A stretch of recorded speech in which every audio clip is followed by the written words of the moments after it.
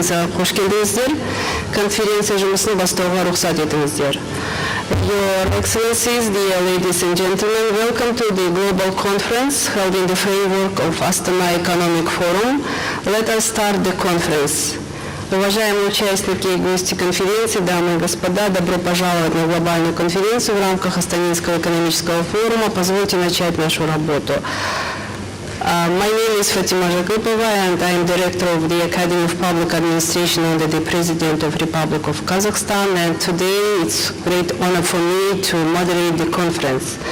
Before starting, I'd like to briefly explain why the main topic of our discussion today is managing opportunities, global challenges to leadership. The World Economic Forum, in its Global Risks Report 2017, is highlighted around 30 global challenges, and among them are economic, environmental, technological, and geopolitical challenges.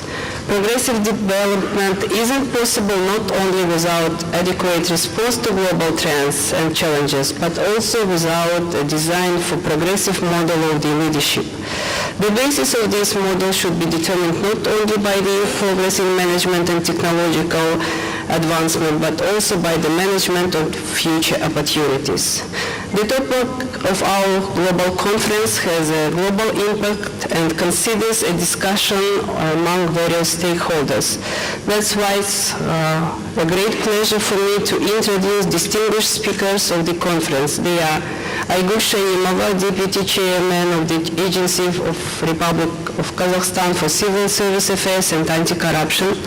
Her Excellency Jihan Sultanoglu, Assistant Secretary General of the United Nations, Director of the Regional Bureau for Europe and the Commonwealth of Independent States, UNDP.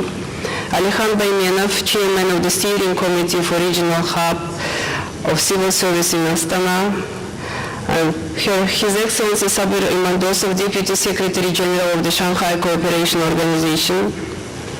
Vladimir Mal, Rector of the Russian Presidential Academy of National Economy and Public Administration under the President of Russian Federation. Mr. Timur Sariev, ex-Prime Minister of the Kyrgyz Republic. Lord Francis Mott, leading expert and Covington and Borden LLPP Law Company, Great Britain. Mr. Rolf Alter from the OECD. So, dear ladies and gentlemen, let me start the conference. Алғашқы сөз ұйымдастырушылар тарапынан Айгуль Амантайқызы Шаимоваға беріледі. Доброе утро, уважаемые дамы и господа. Рада приветствовать всех участников нынешней конференции «Управление возможностями. Глобальные вызовы лидерства». В первую очередь, мне, конечно, хотелось бы поблагодарить всех участников за то, что вы нашли время, во-первых, и приехать посетить Астану в преддверии международного большого события, проведения международной выставки «Экспо-2017», а также в целом принять участие в рамках нашей глобальной конференции. Уважаемые участники конференции, последние десятилетия в мире наблюдаются прежде невиданные преобразования.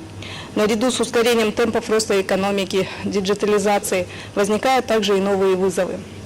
Они затрагивают практически все аспекты общественной жизни и представляют угрозу для человечества.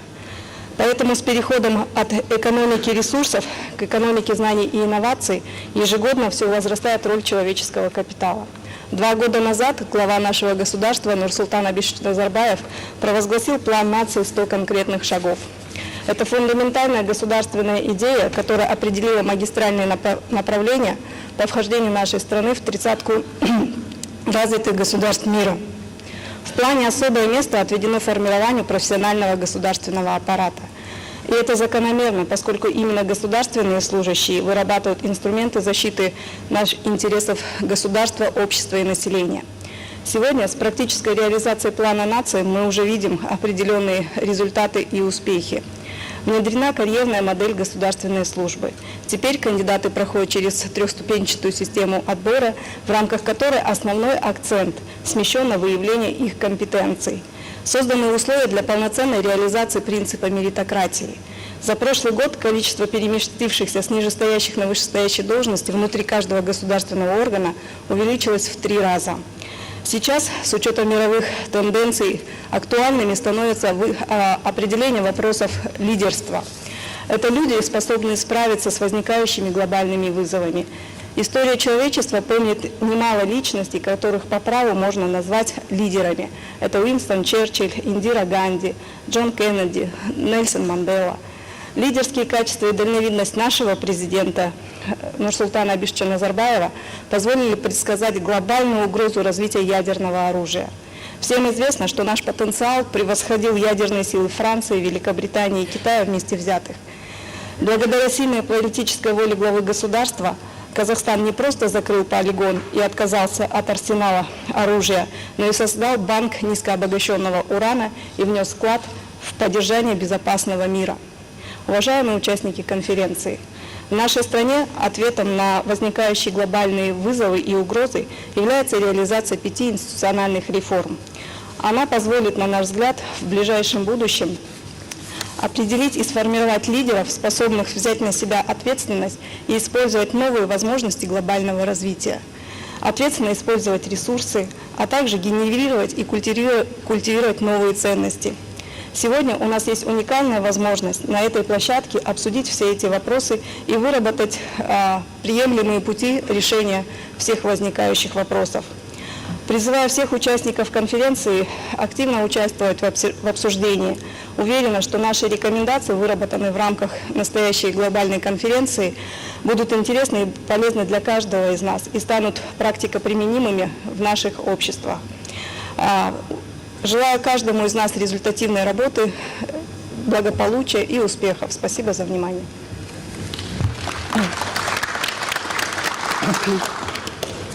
Спасибо большое, Айгуль Амантаевна. For the welcoming speech, the floor is given to Her Excellency Jihan Sultanoglu. Please. Thank you very much, Madam Chair. Good morning. I'm delighted to be here with you once again and delighted to be a part of this very distinguished panel. Last year, I participated in the Global Conference Professional Civil Service for Successful Implementation of Institutional Reforms. I was very impressed with the outreach and the quality of the discussions, hence very happy to join once again. Over the years, the Global Conference has become an effective dialogue platform, allowing for open discussions on critical issues in the field of governance and beyond, to share experiences and best practices. Today, the international community faces global challenges that hamper sustainable development of our planet and ourselves as people. The world is torn apart by bloody conflicts which take large numbers of human lives. Billions of people still suffer from hunger. Increased natural disasters with higher intensity, violent extremism, terrorism, and related catastrophes jeopardize the progress that we have made so far. The survival of many communities and biological systems supporting the planet are under threat. Thus, we have to be able to find a way of putting together prevention, building resilience, and sustainable development. We have, of course, the greatest opportunity with the Sustainable Development Goals and Agenda 2030 that was adopted in 2015 to be able to do so. It may actually be our last chance. If we want to overcome the challenges of today, we really have to think about our behavior that will affect the future. As you all know, Agenda 2030 contains a series of global goals to eradicate poverty once and for all, to protect and sustain our environment, and to make sure that economic growth is inclusive and sustainable itself. We have to make sure that people live lives of dignity and expect the best for their children and their children's children. That is why the goals focus on leaving no one behind. 2030 is not far away. Somebody told me that we have only 700 weeks left. So we have to make sure that we use every single moment to make sure we have a sense of urgency and to make sure that indeed we leave something that is going to sustain us and the future generations behind us.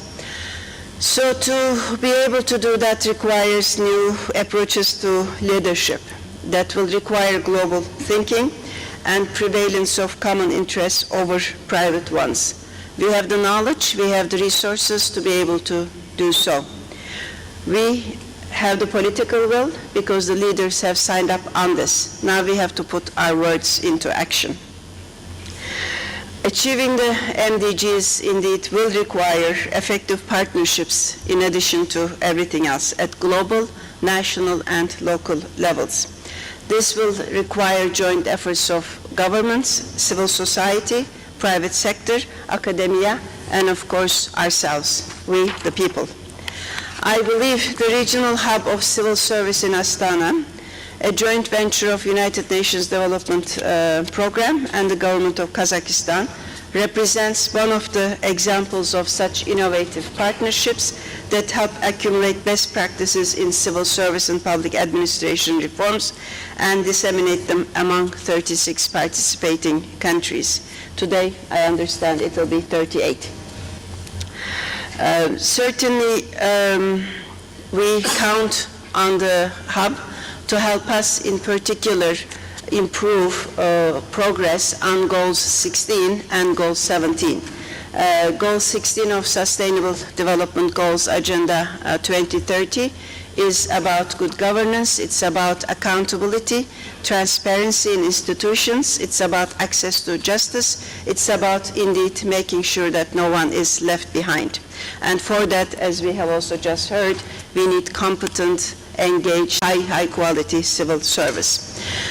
SDG 17 is about partnerships, and with it is 38, I should say, participating members. Hub is indeed becoming an excellent network to create all kinds of partnerships.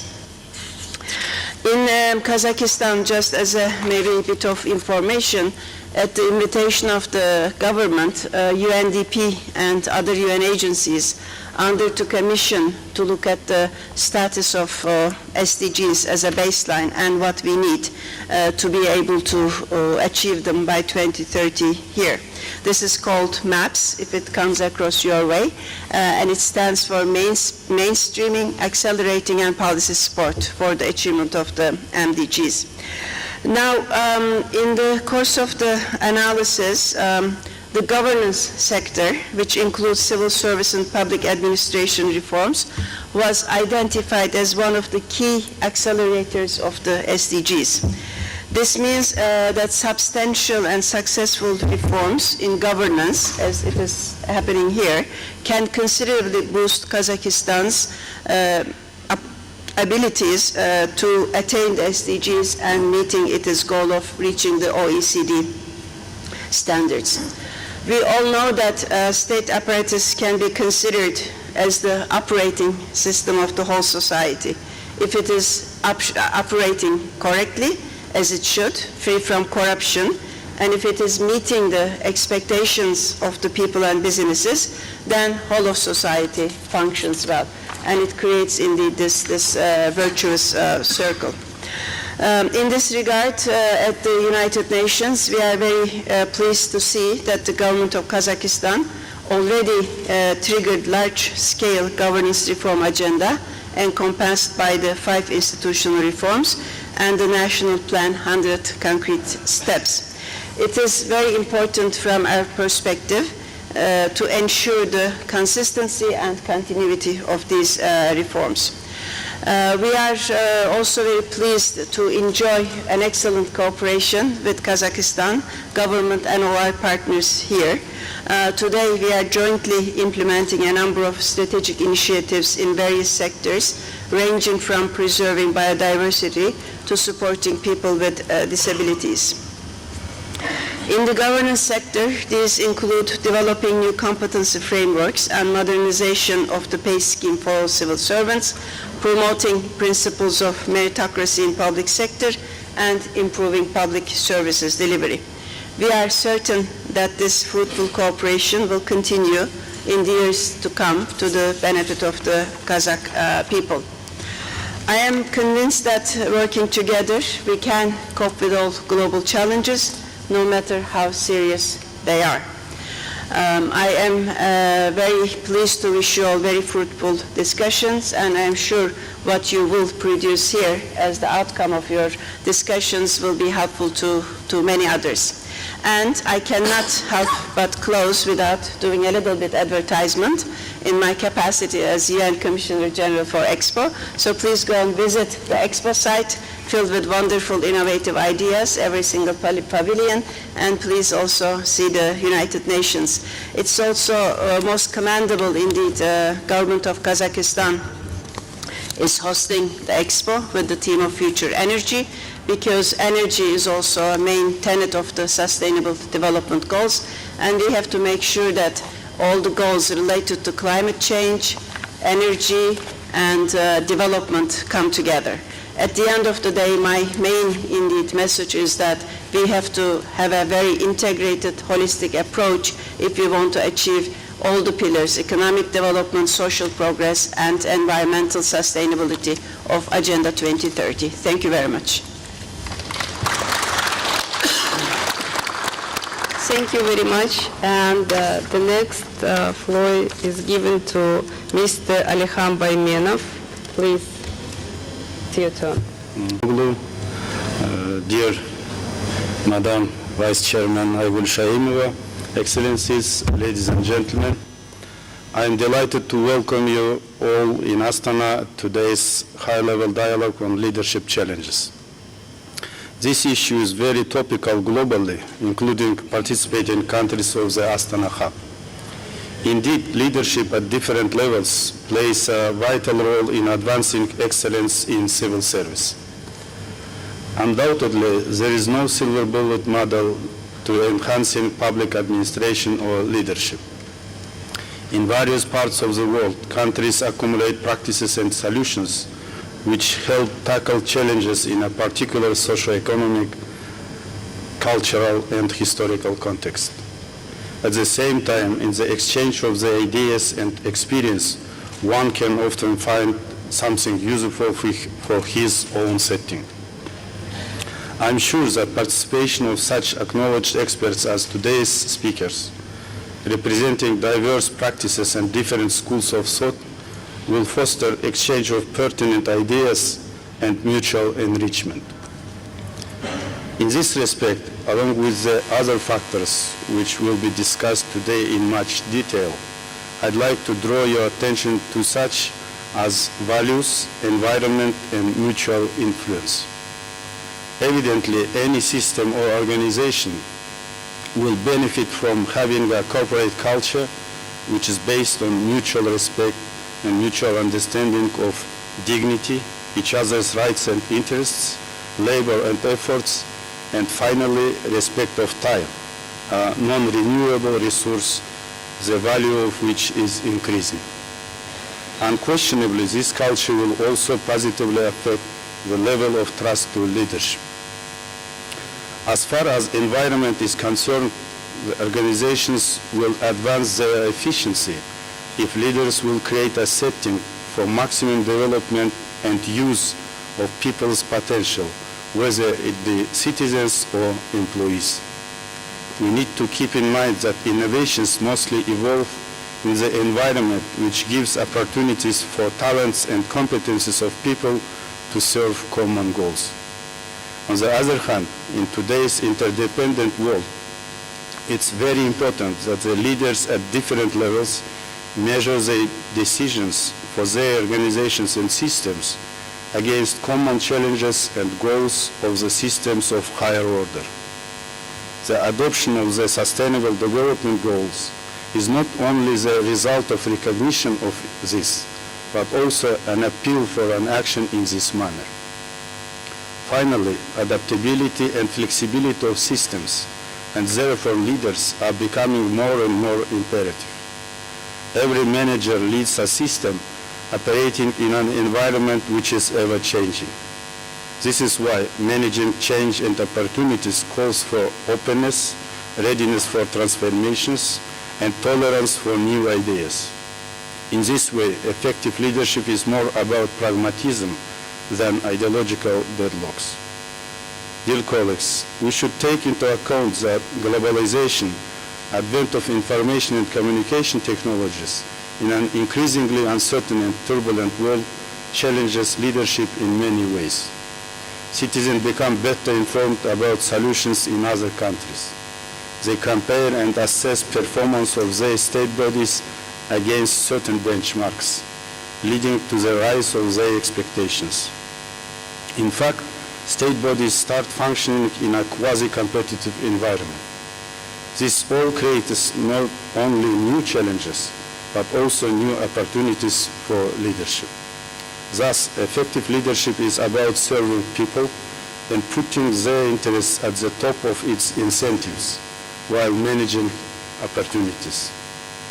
I wish you every success in this challenging task, and may the holy months of Ramadan make your hopes come true. Thank you. Thank you, Mr. Baymenov.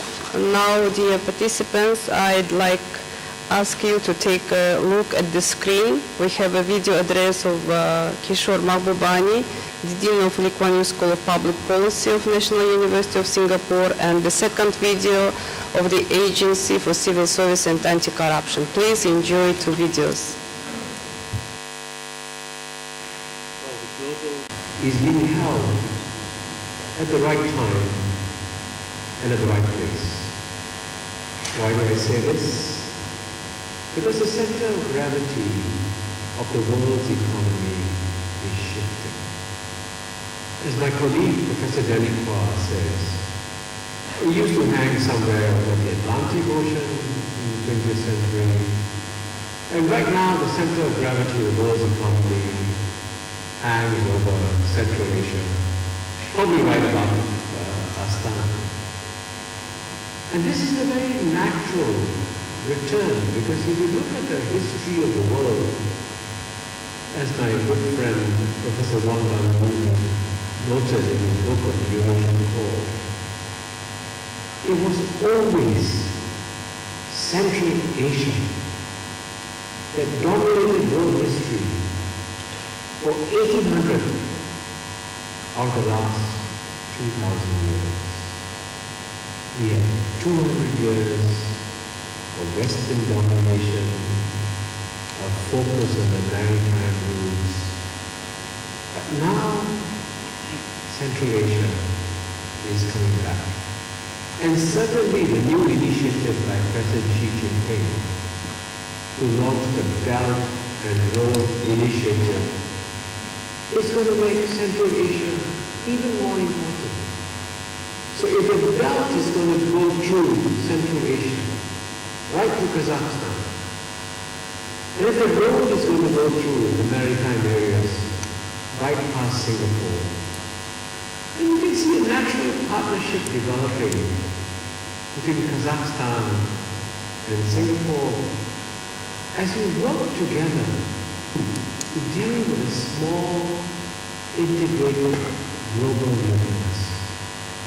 And that's why the very special partnership that the Lee Kuan Yew School of Public Policy has established with the Graduate School of Public Policy of Nazarbayev University is in many ways a sign of the times, a sign of how the maritime roots of history and the continental roots of history are now coming together in a small, integrated world. So this is why I say that this global conference at the Astana Economic Forum is being held at the right time, at the right place, and I have no doubt that it will help to create a better world for us. I wish you great success.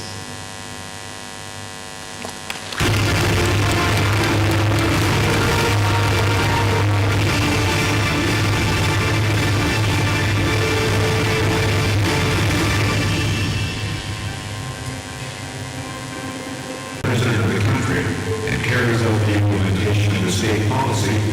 areas of civil service, assessment and control of the quality of public services, and prevention of corruption. Since gaining its independence, Kazakhstan started a consistent work on development of the civil service system.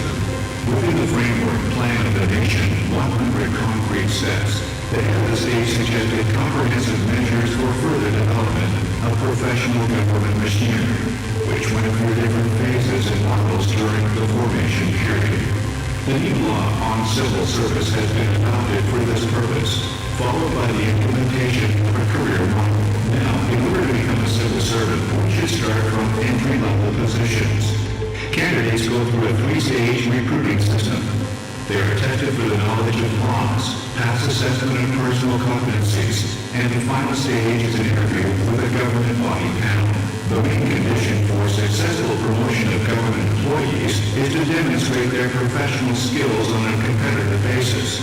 In general, Kazakh government employees are divided into three categories. Political civil servants, for example, heads of government bodies. High-ranking managers, or so-called Core A, for example, executive secretaries and chairmen of committees of ministries. Administrative civil servants of the Core B, for example, a department director or lower positions at ministries. For the first time at this stage of development of the civil service, the following instruments were introduced.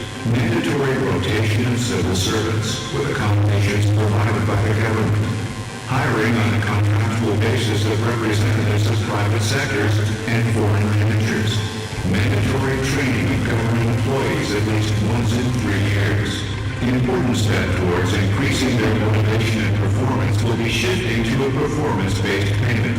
Currently, the agency jointly with foreign experts is developing a project of a factor point evaluation scale. The Academy of Public Administration under the President of the Republic of Kazakhstan, a subordinate organization of the agency, is entrusted with training and advanced training of government employees. Training programs at the Academy are now practice-oriented and were updated, taking into account the experience of top universities of the world. In the context of the late address of the head of state, the third modernization of Kazakhstan, global competitiveness, is planned to create a digital academy. Enhancement of performance of human resources of the civil service is supported by the National Center for the Management of Civil Service Human Resources.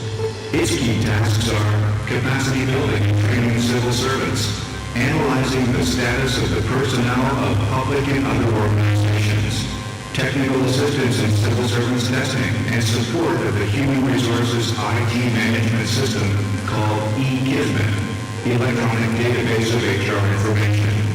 The area of public services received an impetus for its development in 2007 with defining the legal conditions for standardization, automation, and government control of the quality of services. Currently, the framework for the service model of the government is being developed. Public service centers or one-stop shops were created, and the e-government portal was launched. The State Corporation Government for Citizens was created as a unified provider of a number of socially important services.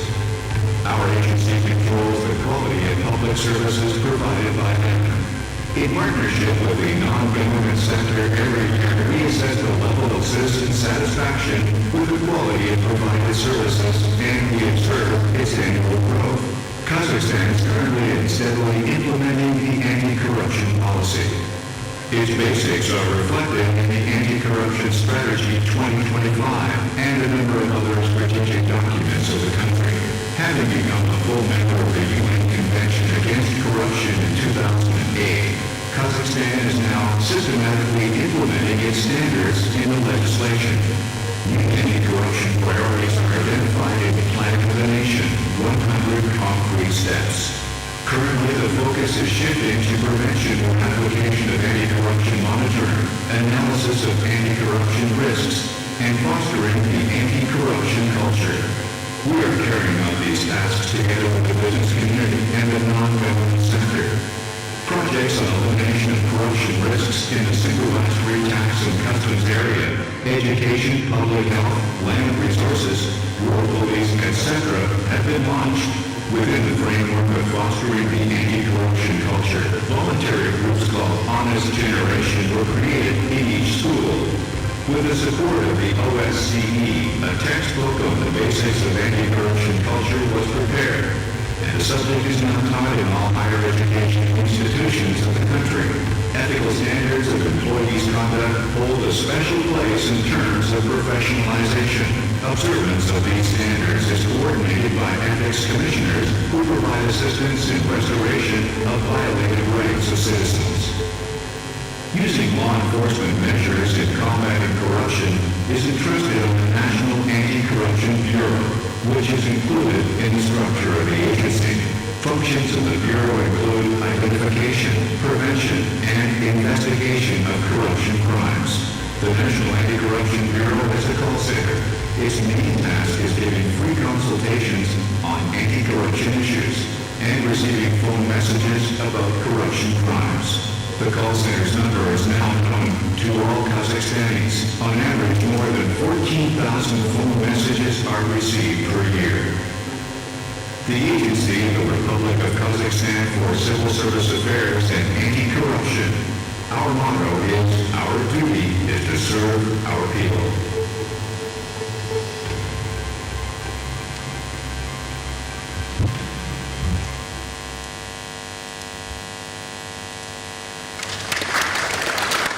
Хотела бы попросить всех участвовать в мобильном опросе. Организаторами конференции подготовлены вопросы, отвечать на них можно по мере их обсуждения спикерами. Также подготовлен электронный пакет материалов конференции, краткая инструкция по использованию материалов и участию в мобильном опросе имеются во флайерах, которые были розданы вам. Поскольку конференция наша проходит в период проведения Экспо 2017, мы посчитали необходимо максимальное использование информационных технологий, тем самым внести свой вклад в развитие зеленой экономики. А сейчас я хотела бы попросить наших уважаемых спикеров перейти к основной части обсуждения. Мы хорошо знаем, что сегодня происходят сложные процессы трансформации всей системы международных отношений, которые сопровождаются становлением многополярного мироустройства. В связи с чем, конечно, безусловно, возрастает роль межправительственных международных организаций, таких как Шанхайская организация сотрудничества. Буквально на прошлой неделе в Астане состоялось заседание Совета глав государств-членов Шанхайской организации сотрудничества. И сегодня в ходе нашей дискуссии важно услышать мнение представителя ШОС, заместителя генерального секретаря Имандосова Сабр Айдарбекович. Пожалуйста, слово вам. Фатима Закиповна, за предоставленное слово. Добрый день, уважаемые дамы и господа, участники конференции. Позвольте мне выразить признательность организаторам за приглашение и оказанное традиционное внимание, гостеприимство и создание благоприятных условий для совместной нашей работы.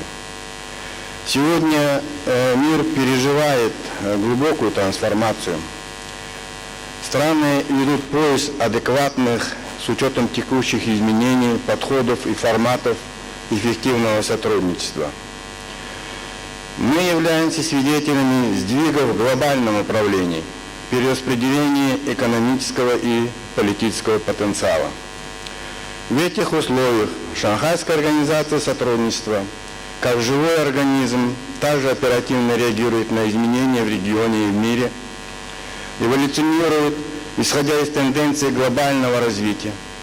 Ежегодные встречи лидеров государств, членов Шанхайской организации сотрудничества дают возможность не только сверять часы и координировать позиции по ключевым вопросам региональной и глобальной повестки дня, но и определять коллективные подходы и к их практическому решению, добиваться в интересах наших народов наибольшей отдачи от многопланового взаимодействия. В этой связи принятое историческое решение главами государств-членов на Астанинском саммите 9 июня о предоставлении Индии и Пакистану статуса полноправных членов Шанхайской организации сотрудничества, а также ряда принятых важных документов, придают дополнительный импульс для объединения, развития потенциальных возможностей по этим направлениям. Экономическое взаимодействие в рамках Шанхайской организации сотрудничества все больше набирает силу и выступает одним из ключевых приоритетов деятельности объединения. Экономическая взаимосвязанность государств-членов Шанхайской организации сотрудничества определяется их географической близостью, а также действующими в рамках объединения соглашениями, договоренностями и совместными программами развития в сфере региональной экономики. Масштабы участия Шанхайской организации сотрудничества за 16 лет функционирования в мировых делах неуклонно растут. Успешно развиваются институты взаимодействия с наблюдателями и партнерами по диалогу ШОС, международными организациями и объединениями. ШОС с 2004 года является наблюдателем ООН, и с этих пор он тесно взаимодействует и сотрудничает со всеми ведущими его институтами, филиалами по всему миру. Кроме этого, формализованы взаимоотношения с такими организациями, как СНГ, ОДКБ, АСЕАН, СВДМДА и другими организациями. ШОС стала постоянным участником крупных международных форумов и конференций в Азии, в Европе и Америке. Преимущество ШОС заключается в том, что через равноправный диалог она позволяет искать и находить оптимальные развязки даже в самых сложных вопросах. Суммарный результат максимального возможного совмещения суверенных прав, национальных интересов и общих задач является сильной стороной нашей организации. На майском пекинском форуме этого года международное сотрудничество «Один пояс, один путь» состоялся заинтересованный обмен мнениями по перспективным направлениям взаимодействия в рамках этого глобального мегапроекта. Итоги форума и их влияние на развитие глобальной экономики еще предстоит осмыслить. Однако бесспорно лишь то, что потенциал ШОС, который геополитически является стратегически важным для успешного строительства экономического пояса шелкового пути, остается значительным. Во-первых, организация выступает гарантом мира и стабильности в зоне своей ответственности. И в связи с расширением ШОС из регионального формата, сфокусировано преимущественно на Центральную Азию, превращается в континентальную структуру, что позволяет рассматривать объединение как связующее звено между Азиатско-Тихоокеанским и Атлантическими регионами, со странами Южной Азии и Ближнего Востока.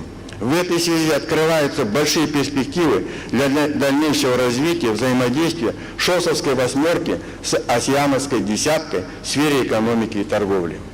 Во-вторых, ШОС реализует долгосрочные программы и планы развития взаимодействия в сферах транспорта, культуры, образования, науки и техники, здравоохранения и туризма, изучения и сохранения культурного и природного наследия.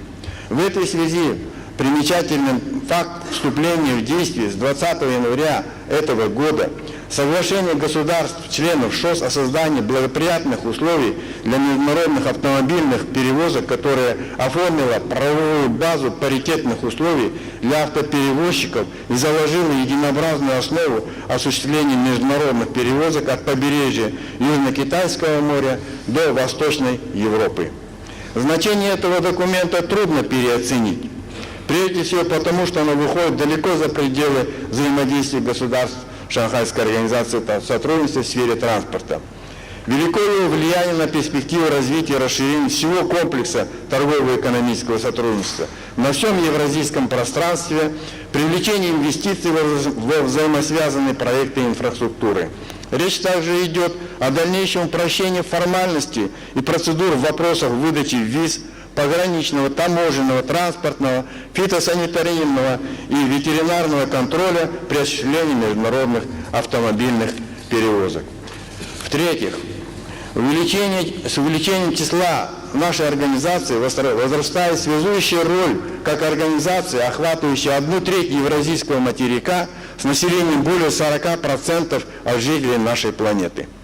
Необходимо подчеркнуть важность того, что дальнейшее концептуальное оформление видения большого евразийского партнерства с учетом национальных стратегий экономического развития стран 7 ШОС, реализация интеграционного проекта в рамках ЕАЭС продвижение китайской инициативы «Один пояс и один путь», а также целенаправленных действий по расширению сотрудничества между ШОС и АСЕАН будет всемерно способствовать объединению экономических процессов в регионе Евразии и на ее сопредельных территориях.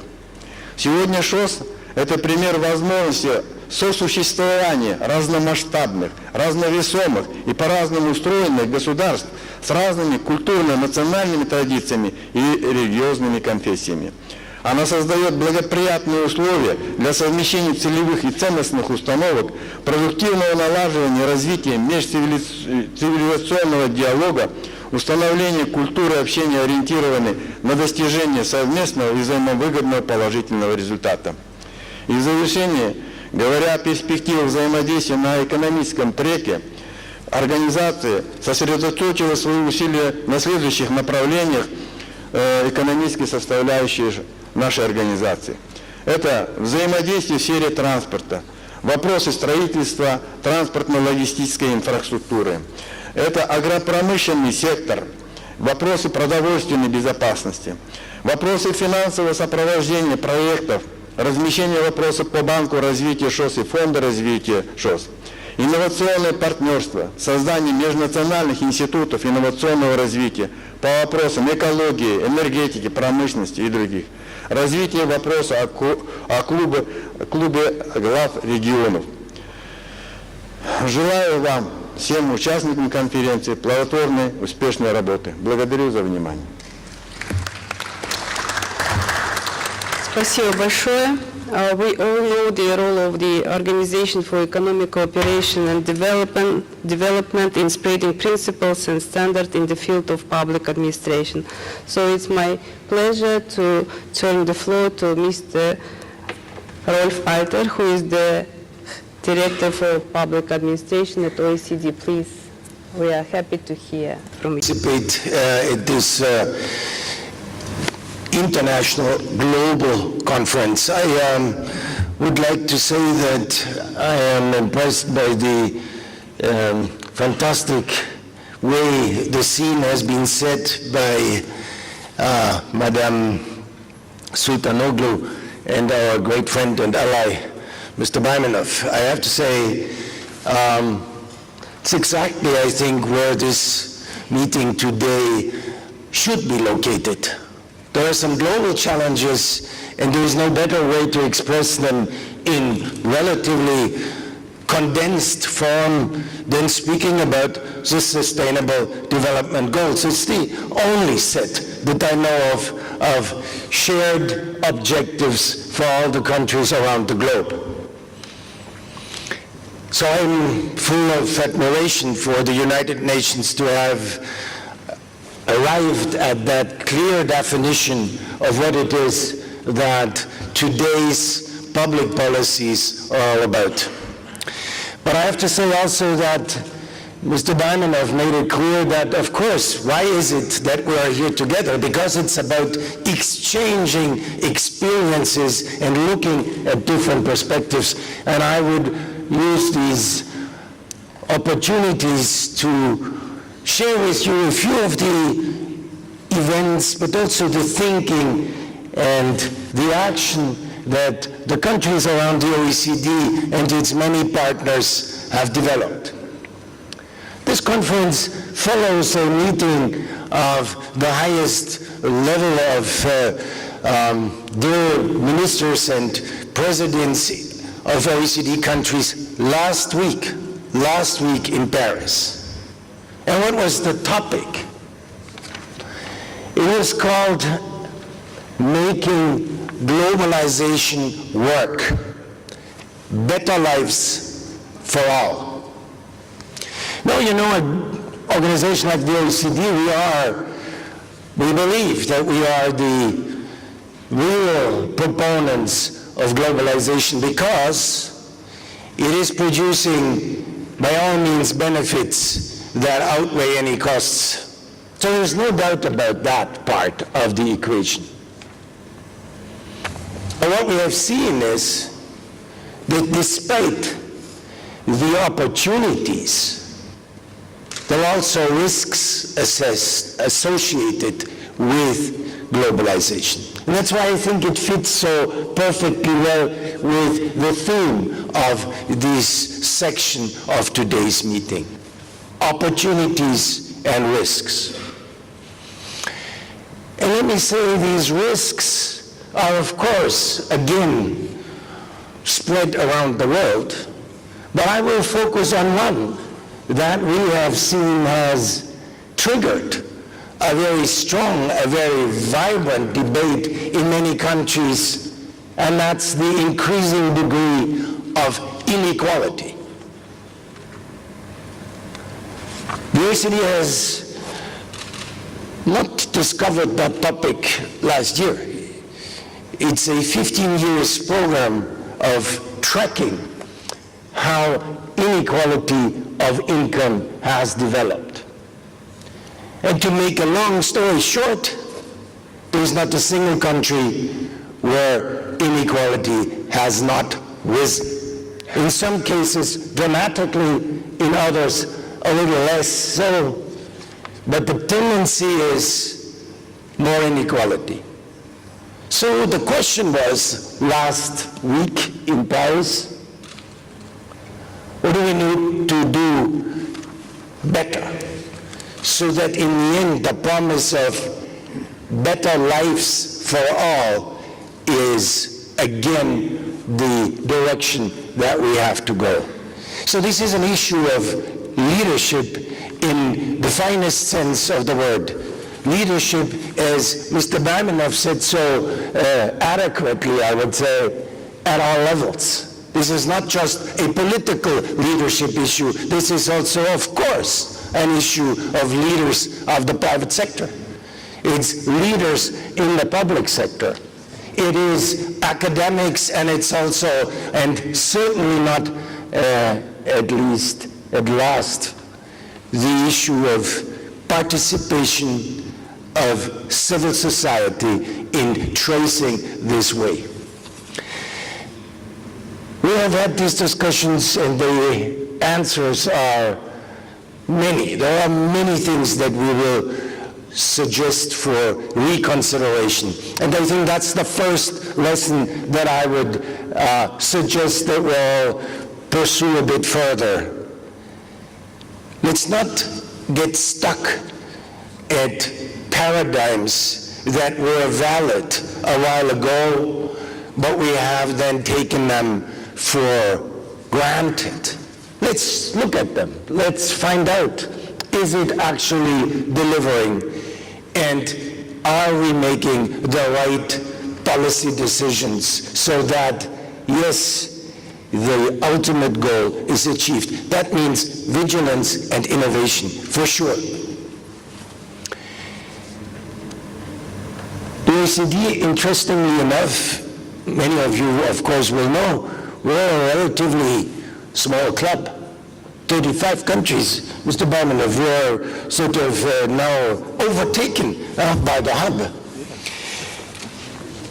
But we are growing, and it is interesting to see how much interest and new discussion is generated when you open the number of people, leaders that talk and discuss experiences with globalization. So we're making progress there, I think.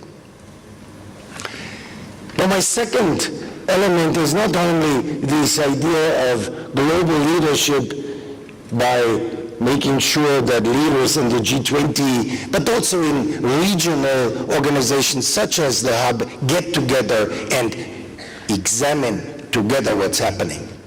I would want to make just a point about the role, of course, of the civil service. And there, you know, we have somehow thought really very hard about it. Why is it that it comes back, that this question of what's the quality of the civil service today, what is it that makes it so important? Yes, government remains a very important actor. And I have to say, in the end, the regulator, there is only one regulator of economy and society, rules of the game. Not carrying it out, but setting the framework is certainly with government.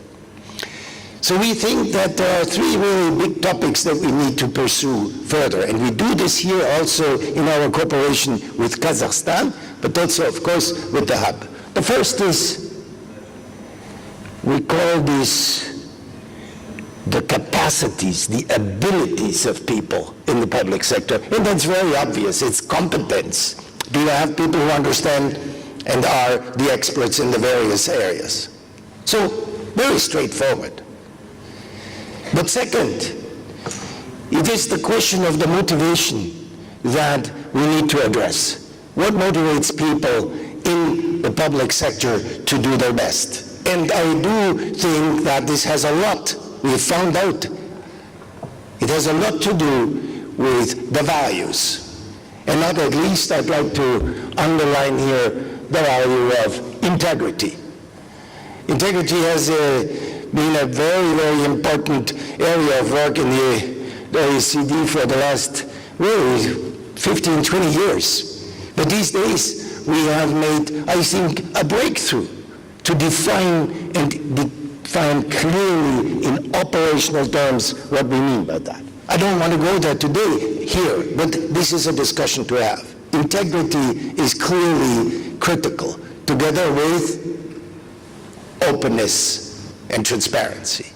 No way that this will not be the demand on every administration around the world. And the third point is definitely the issue of the opportunities of the civil service to actually operate like risk managers and opportunity managers. And that means there has to be space for decision making. There has to be responsibility. There cannot be just rules that generate the principles of work. It has to be the responsibility of the individual, from the top to the one at the end of this letter.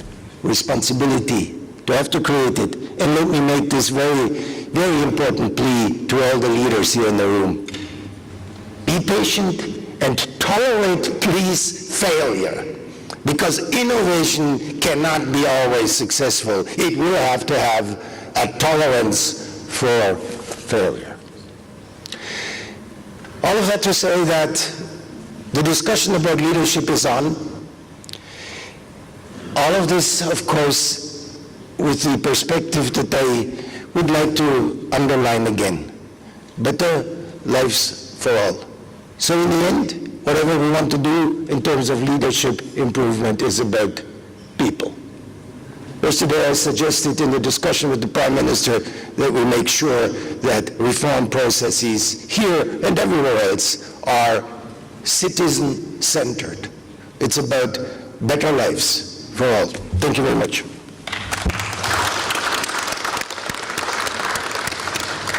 Большое спасибо, мистер Роль, были подняты нашим спикером.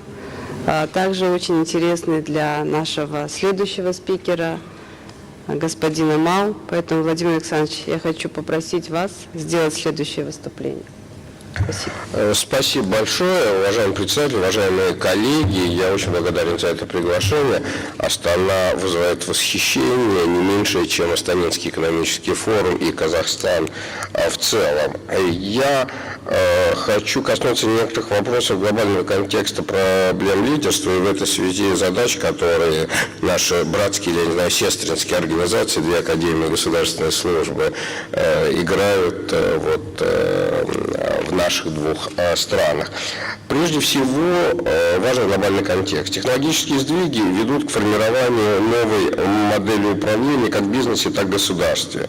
Оценивая нынешний этап социально-экономического развития мира, нынешний этап глобального кризиса, который длится уже 10 лет и сопоставим по своим масштабам с 30-ми и 70-ми годами 20 века, так вот, основным технологическим трендом, социальным, политическим трендом является то, что технологии ведут к заметному снижению роли материальных издержек в принятии инвестиционных, экономических и политических решений. Отнюдь не дешевизна труда и недоступность природных ресурсов становятся сейчас ключевыми факторами экономического развития стран, ключевыми факторами при принятии инвестиционных решений. Технический процесс, прогресс, новые технологии ведут к тому, что не труд и капитал, а совокупная факторная производительность становится ключевыми источниками роста. Это означает, что на первый план в экономической, а следовательно в политической конкуренции стран и региона выходит качество государственного управления и качество человеческого капитала. Вот эти два фактора являются гораздо более важными, чем факторы труда и ресурсов. Мы видим, что идея новой индустриализации связана отнюдь не с тем, что развитые страны вдруг поняли, что металлургия или машиностроение важно, а с тем, что появляются новые технологии, для которых издержки гораздо менее важны, чем близость разработчика и близость потребителя. Это фундаментальный сдвиг, который меняет большинство политических и экономических процессов в мире. В последнее время часто можно слышать фразу, в данном случае в России, что фирмы конкурируют не продуктами, а моделями управления. Я бы добавил, что государство конкурирует не трудом и не природными ресурсами, а качеством государственного управления, способностью привлечь частные инвестиции. Отсюда несколько характеристик новой модели управления, которые важны нам сейчас и при выработке государственной политики, и при выработке кадровой политики, за которую отвечают наши академии. Прежде всего, вот помимо того, что я сказал, что управление важнее ресурсов, точнее ресурс управления важнее материальных и трудовых ресурсов, я хочу подчеркнуть, что государство движется в направлении не просто децентрализации, а, я бы сказал, деиерархизации при управленческих решениях. Мы постепенно движемся к государству как к платформе, государству как системе принятия решений, часто неопосредованных централизованными государственными решениями, прямым взаимоотношениям экономических и политических субъектов. Это принципиально новый тип государства. В самом случае, это является одной из основных тем в нашей дискуссии относительно стратегии развития России до 1935 года. Изменяются критерии оценки. Мы сейчас видим, насколько динамика ВВП начинает отличаться от динамики благосостояния. Это очень интересный процесс. Он фактически, на мой взгляд, начался в Японии 25 лет назад. И вот дискуссия о японской стагнации приводит к парадоксальному выводу о том, что формальная экономика стагнирует, а благосостояние растет. Это значит, что экономическая и государственная политика должна ориентироваться, что показатели валового внутреннего продукта не тождественны показателю занятости и благосостояния. Это тоже другая модель управления, которую мы должны встраивать в свой анализ и в свои рекомендации. Макроэкономика – вещь исключительно важная. И здесь, надо сказать, что и в Казахстане, и в России макроэкономические параметры весьма благоприятные. Там, в России беспрецедентно низкий государственный долг, составляющий порядка 14% ВВП, контролируемый государственный бюджет. Но мы также видим, что макроэкономика может позволить не допустить развертывания кризиса, но не стимулирует экономический рост и рост благосостояния. Это еще один парадокс, связанный с тем, что нужны специальные дополнительные меры государственной политики, не сводящиеся к макроэкономическому манипулированию. Мы видим, что процентная ставка может быть высокой и низкой, инфляция может быть высокая, а может быть дефляция, но результат с точки зрения роста и благосостояния один и тот же. Проблема роста, проблема развития находится не в макроэкономической сфере, все их важности. Из того, что я говорю, не следует, что макроэкономика не важна. Макроэкономика очень легко разрушить базу для развития, но ей нельзя создать развитие. Это тоже очень важный вывод, которыми мы сейчас сталкиваемся. В принципе, проблема лидерства и государственного лидерства, человеческого капитала, который выходит на первый план, достаточно известная экономическая дискуссия. Позволю привести одну цитату о том, что желаемого результата для роста благосостояния можно достичь посредством повышения уровня умственного развития народа, искоренения обычаев и предрассудков, препятствующих эффективному использованию труда и развитию умственной активности, побуждающей в людях новые устремления. Такая понятная фраза, под которой может подписаться сейчас всякий, но написана она в середине 19 века Джоном Стюартом Миллом «Принципах политической экономики». В экономии именно это он рекомендовал таким странам, как Россия, Турция, Испания, Ирландия, для решения задач ускоренного экономического и политического развития. В этом смысле мало что изменилось, хотя акцент на эти факторы, несомненно, становится доминирующим, все более доминирующим. И, естественно, здесь на первый план выходит проблема лидерства как принципиального качества участников политической и хозяйственной жизни. Лидерство как новая установка в условиях индивидуализации экономических и политических трендов. Это еще одна очень важная закономерность нашего времени. Мы уходим от массовых решений к индивидуальным. Технологии позволяют делать индивидуальным все. Индивидуальным делать лечение, индивидуальным делать производство каждого товара и каждой услуги. В этих условиях, конечно, формирование управленческой элиты является очень важной задачей. Здесь я перехожу к задаче, стоящей перед Российской Академией народного хозяйства и госслужбы при президенте Российской Федерации. Для нас проблема лидерства, проблема формирования управленческой элиты означает формирование элиты и для коммерческого, и для государственного, и для третьего, для негосударственного секторов. Недаром решением президента в нашей стране была введена Академия народного хозяйства, отвечавшая за управление в экономической сфере, за бизнес-образование, Академия госслужбы. Мы сейчас Академия народного хозяйства и госслужбы, то есть объединяем в себе реально даже не 2, а 4 функции. Это школа государственного управления, бизнес-школы, классического университета и обеспечение интеллектуальной и аналитической поддержки деятельности государственных органов с точки зрения выработки программ социально-экономического развития страны. В этом смысле мы являемся крупнейшей школой госуправления. Вот в данный момент у нас в Академии проходит обучение вновь избранные губернаторы, которые вот сейчас только что стали губернаторами, и одновременно так называемый резерв высшей готовности. Это 70 человек, специально отобранные во всей стране, которые считаются могут рассматриваться как потенциальные лидеры завтрашнего дня, между тем завтрашний день наступает уже сегодня. Мы хорошо понимаем, что адекватный ответ на глобальные вызовы тесно связан с повышением качества управленческой элиты, а он предполагает анализ международного опыта, международных инициатив, национальных управленческих практик. И с этой точки зрения я еще раз хочу поблагодарить за приглашение принять участие в этом форуме, поскольку для нас обмен опытом и дискуссии с нашими казахстанскими и международными коллегами является очень важным. Спасибо большое. Спасибо большое, Владимир Александрович. Сегодня среди нас присутствует спикер, который в свое время принимал ответственные решения на уровне страны, экс-премьер-министр Кыргызской республики Сариев Тимир Агенбаевич, как мы уже объявляли ранее. Поэтому позвольте предоставить следующее слово вам, Тимир Агенбаевич. Мы рады выслушать. Несправедливо, если не присоединюсь к тем спикерам, которые поблагодарили за хорошую организацию и за красивую Астану.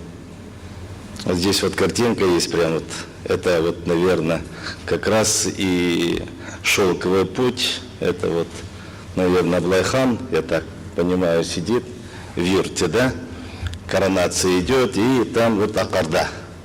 Прям вот хороший такой экскурс, куда движется мир.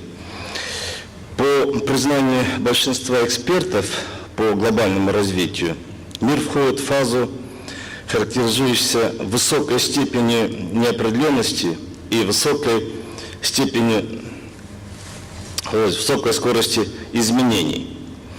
Готовность национальных и международных систем управления будет определять их подходы и взгляды на происходящие события, то есть противостоять вызовам или использовать открывающиеся возможности.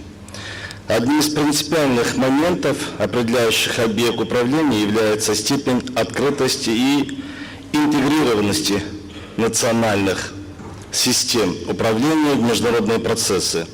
Важно, чтобы страна руководствовалась не только национальными интересами, а также осознавала важность благоприятной глобальной обстановки для общего развития. Сегодня высок соблазн и существует множество подталкивающих к проявлению экономического национализма и протекционизма. Идея интеграции, партнерства и сотрудничества находятся под негативным давлением в разных частях света. В погоне за геополитическими интересами теряется сущность развития человечества как целостной системы. Если взглянуть на все риски к 2030 году, определенные Всемирным экономическим форумом, то очевиден их транснациональный характер. Большинство стран мира будут не способны в одиночку разрешать их, поэтому существует только один путь, ориентированный на партнерство и интеграцию. Это, на мой взгляд, первый принцип глобального лидерства. Страны должны проявить готовность к кооперации по вопросам, представляющим снегированный интерес большинства стран. Следующим аспектом глобального управления является сохранение самобытности каждой страны и укрепление их сильных сторон, их уникальности. Наращивание многообразия является одной из ценностей развития. Существование различных моделей позволит на их стыке найти новые пути и формы движения вперед. Унификация мировой общественности может стать причиной торможения общечеловеческого развития. Переход к новой технологической формации общественного развития обусловит смену инструментов и факторов развития. Человечество столкнется с беспрецедентным ростом объемов информации и сложность их обработки. Управляющие системы должны быть адекватными и способны к высоким стандартам работы с информацией. При столь сложных будущих глобальных процессах одной из характеристик управления должна быть гибкость и скорость принимаемых решений. Сделает, наверное, колоссальный рывок в ближайшее время, и именно вот они будут определять в ближайшие 20-30 лет вектор развития вообще в мире.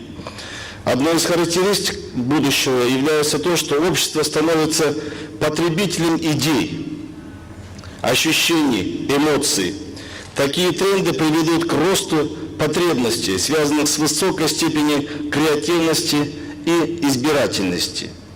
Одним из факторов, влияющих на мировое развитие, станет рост дефицита основных энергетических и продовольственных ресурсов. Человечество вынуждено будет активизировать свою деятельность в поиске решения витальных проблем существования человечества. Тренд на развитие инновационности во всех сферах жизнедеятельности человечества станет одним из определяющих развитие, в связи с чем управление должно быть ориентировано на готовность работать с постоянными потребностями инновационного развития. Все эти факторы определяют необходимость изменений к процессу подготовки и образованию человека. То есть это, как мы сейчас говорим, это мягкая сила, это основной человеческий ресурс. Основными характеристиками будущих специалистов является высокая степень готовности к изменениям, непрерывный процесс обновления компетенций, коммуникативность, работа с огромными объемами информации. Вот что, я думаю, что ожидает нас в ближайшее время. Спасибо. Спасибо большое, Тимир Аргимбаевич. And I'd like to give the floor to Lord Francis Mott, please. We would be happy to hear something interesting regarding to openness, transparency, and how we should implement all these principles in our daily life. Please, the floor is yours. And country. This is the young capital of a young nation, but an ancient land and an ancient people with a huge heritage and a massive future ahead. So it's a delight to be here, taking part in this important event. And as others have eloquently said, in this Eurasian capital, which is increasingly a focal point and a center of gravity for global activity. And it's great to be here talking about these important issues.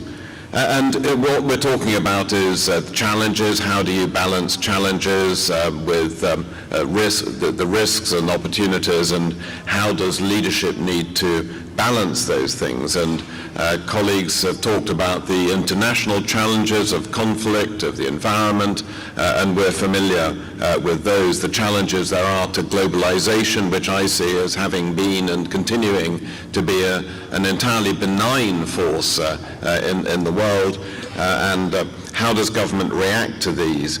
And I want to touch first on a challenge which exists in most countries, which is the alienation, particularly in a democracy where people will say it doesn't matter who you vote for because nothing ever changes. And that is something which has caused considerable difficulties. That's why in so many democracies, and in my own country, only last week we've seen election results which have shocked people. It has become my standard advice that as soon as you hear someone say that such and such an outcome can't possibly happen, you should immediately phone your bookmaker and put money on it happening, because the unexpected, the old rules don't apply anymore. The unexpected is what you should expect. And how does government deal with all of this? Well, for me, a lot of it is about culture, and I'll come on to the capabilities. Most governments, systems, exhibit a bias to inertia versus a bias to action, which is what we should have. They have a focus on process rather than a focus on outcomes. There's an obsession with the risks of change while ignoring the dangers of not changing. Innovation, people will use the word in an encouraging sense, but too often behavior and culture discourage innovation and often punish it. No one's career ever suffers from presiding over an inefficient status quo, but try something new that doesn't work, and it can really ruin your career. Rolf talked about how we must be much more tolerant of failure. Absolutely. Great organizations know that you learn much more from the things that are tried that don't work than you do from the things that are tried that do work. And it will be less than half of the things that are tried that do work. And the great organizations are good at encouraging innovation, encouraging new things. Then they have to be very good at stopping doing them if they haven't worked, and governments aren't that good at that either. And then good at learning from it. What's the mantra at Google? Fail small, fail fast. Try new things, move on. Try the next thing, but never stop trying new things, because it is that from which progress comes. And most government systems may embrace the language, but their culture and behaviors don't. They resist it. And look, my expertise, my background is I'm a recent escapee from government. I was a minister first with Margaret Thatcher in the middle and late 1980s. I was most recently the cabinet minister in David Cameron's government in the United Kingdom, where I led the program of efficiency and public sector reform. We focused on a range of things: digitization, transparency, and open government. We faced in 2010, when the government was formed, an imminent fiscal crisis. We had a budget deficit of some 11% of GDP and faced the prospect of a sovereign debt crisis where we might not be able to finance our borrowing, and definitely faced imminent downgrades in our ratings. That enabled urgent action to be taken in terms of reform. Over the 5 years that I led that program, we saved some $75 billion essentially from the running costs of government. So these were not savings that came from the quality or the quantity of public services delivered to our citizens. These were from the government's internal costs. And it was very important that we were able to do that. It meant that we were able to focus the money that we were spending on what the citizens themselves wanted, rather than on what the government status quo was requiring. And there are challenges, and while we were making those savings, actually in many cases the quality of public services improved, because one feature was huge growth in digitization. Our mantra was digital by default. If it can be done online, it should be done online and only online. So you have to then close down the other channels. And of course, in the world we now live in, for most people, they want to be able to transact online with the government as they do with most other providers of services. And so at the end of our time, the United Kingdom was ranked top in the world for digital government. The UN's rankings last year showed Britain to be top in the world for digital government.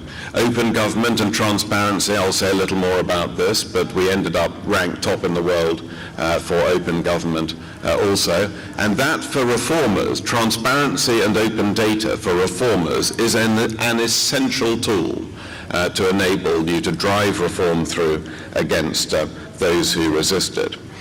Now, what are the implications of this for how we develop and run our civil services? It is the case that probably most governments in the world face similar challenges to cut their running costs, to reduce their internal costs, because they need to save money. That's particularly true for governments of countries whose revenues have been tightly linked to commodity prices, particularly oil and gas, and with what's happened with those prices, revenues have plummeted in many cases, and but there are budgetary challenges, and making savings from the running costs of government can be an important factor in meeting the challenge. And so what we need to focus on increasingly with our civil services is not just policy capability. That's important, that always has been important, but for most civil services that I know, policy is king. The people who get to the top of the civil service tend to be the people whose expertise is in policy. But the real challenges are operational. They are about implementation. Going back to the point about the public saying, it doesn't matter who we vote for, nothing ever changes. Well, that's because implementation of change is incredibly difficult in government. And in our civil services, we place far too little importance on the operational and technical capabilities which are essential to drive through change. And increasingly, the leadership cadre in a civil service needs to include leaders in operational management, financial management, because often the financial data in government is very poor, the management information is poor. We need to include experts, leaders in commercial, in IT and digital, and so on. It is those capabilities which need to be focused much more centrally than typically they have been, with much stronger central authority in the government to drive through implementation and reform, needs to come much higher up the hierarchy. And we learn much from the language that we use. We often talk about administration. Government is about administration. But administration is a word that contains the sense that what you're doing is administering the status quo. It suggests steady state, business as usual. But today, in the world we're in, there is no steady state. There is no business as usual. Organizations today are either getting better or they're getting worse. If you think your organization is standing still or staying the same, believe me, it's getting worse. If you can't see that it's getting better, it's getting worse, relatively at any rate, but probably absolutely as well. Which leads me on to reform. When I was leading this aggressive program of reform in the United Kingdom, reforming the civil service, cutting our costs, driving efficiency, public sector reform, people often used to say to me, Francis, when's it going to end? When's this reform going to be complete? And the answer I would give is never. It's never going to end, because this will always be a work in progress. For all great organizations, continuous improvement is the heartbeat of the organization. It is the drumbeat of change all the time, always seeking improvement, always seeking to move forward. And reformers in government, it can often feel very beleaguered in government. It can feel very lonely. There are always resistors. There's always resistance to reform. And transparency is the friend of reformers. Open data can help reformers, and it's the enemy to resistance. The Open Government Partnership, which I was one of the founders of in 2011, which a partnership originally between 8 governments, now between 75, and with civil society organizations built into it as well. I always thought of it as a support network for reformers. So, to finish off, Находимся. Еще раз хочу поблагодарить всех наших участников, кто сегодня присутствует здесь. При этом я хотела бы еще раз напомнить, что вот мобильный опросник работает. Не забывайте, пожалуйста, отвечать на вопросы, поскольку мнение каждого из вас нам важно. При этом я хочу сказать, вот послушав наших первых спикеров, не знаю, наверное, у многих из вас сложилось такое впечатление, у меня лично да. Если я сегодня утром сюда пришла с одним набором вопросов, то, наверное, сегодня после конференции мы уйдем с еще большим набором вопросов. И, как сейчас отметил лорд Мот, да, это бесконечность. Поэтому я хочу пожелать всем нам успехов в решении каких-либо задач. Но наверняка многие из них будут в коротком периоде. Вот сегодня мы услышали очень интересные мнения. При этом хочу сейчас пожелать всем успешного общения во время кофе-брейка, а также напомнить, что вторая часть нашей конференции начнется в 11:30. У нас есть еще интересные спикеры, некоторые из них прилетели только сегодня утром и улетят сегодня, поэтому, пожалуйста, до начала конференции, второй части конференции, попрошу быть на своих местах, чтобы с интересом выслушать наших панелистов второй части конференции. Многие, конечно, проделали большой трансатлантический путь для того, чтобы участвовать на этой конференции. Поэтому успешного общения во время кофе-брейка и надеемся всех вас увидеть здесь незадолго до начала второй сессии. Позвольте еще раз от имени всех поблагодарить наших спикеров первой сессии.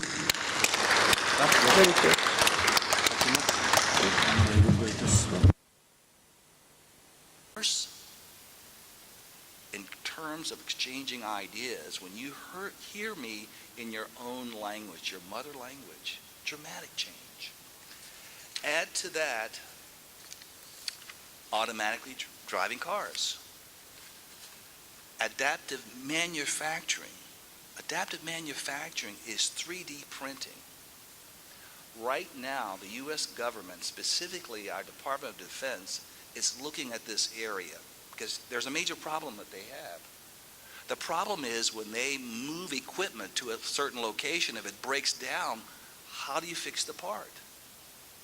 What if you had the technology right on site where you could manufacture that part? There's 3D printing, 4D printing, and 5D printing coming. Add to that also virtual reality. Virtual reality that provides the sensory experience, which includes sight, sound, touch, and smell. Imagine sitting here in this city, a beautiful city, and having a conversation through a hologram with me in the United States, and I'm on stage.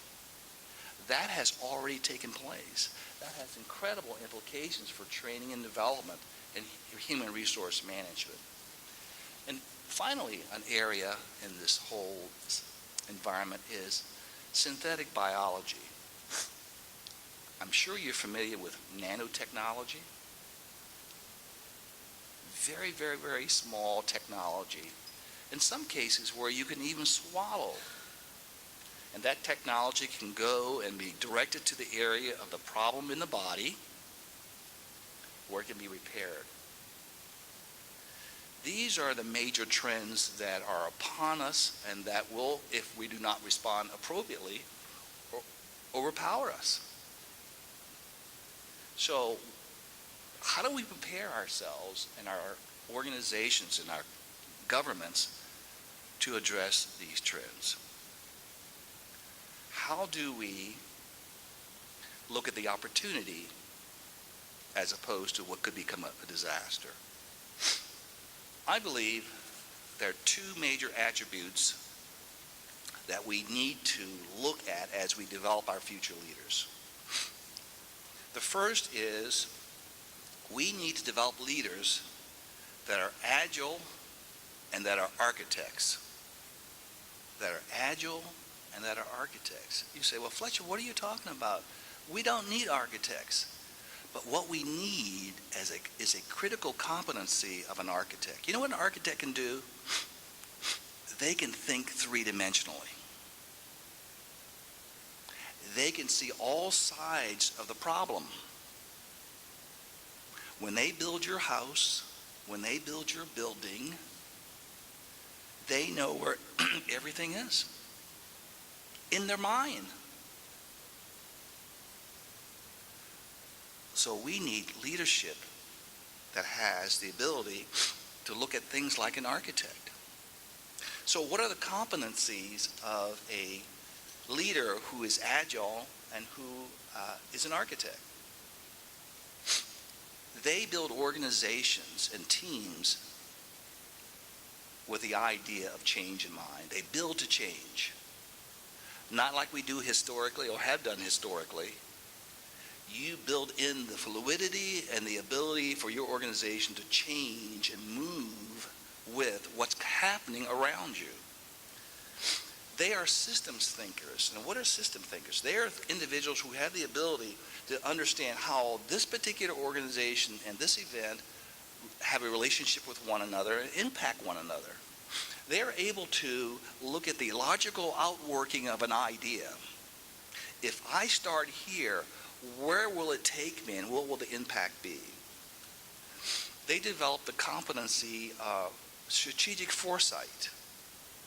We took several of our leaders through an exercise of this nature, whereby we said to these 60 senior executives, here's the scenario. It is now, we did this in 2016, it is now 2025.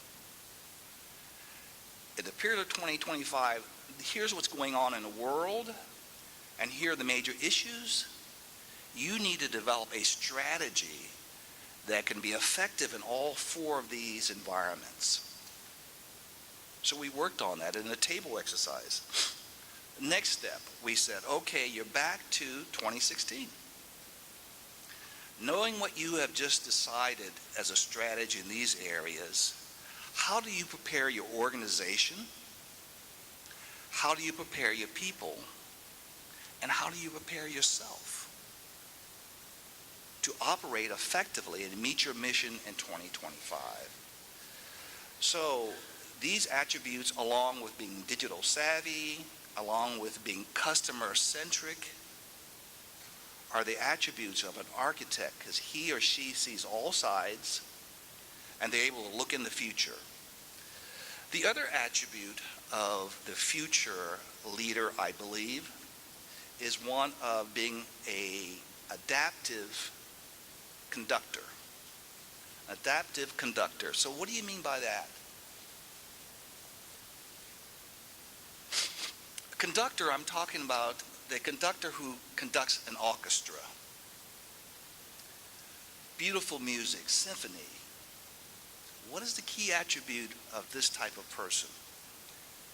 Do you know, those of you who are musically inclined know that conductors can hear every note of every instrument that's played, and they hear it up here.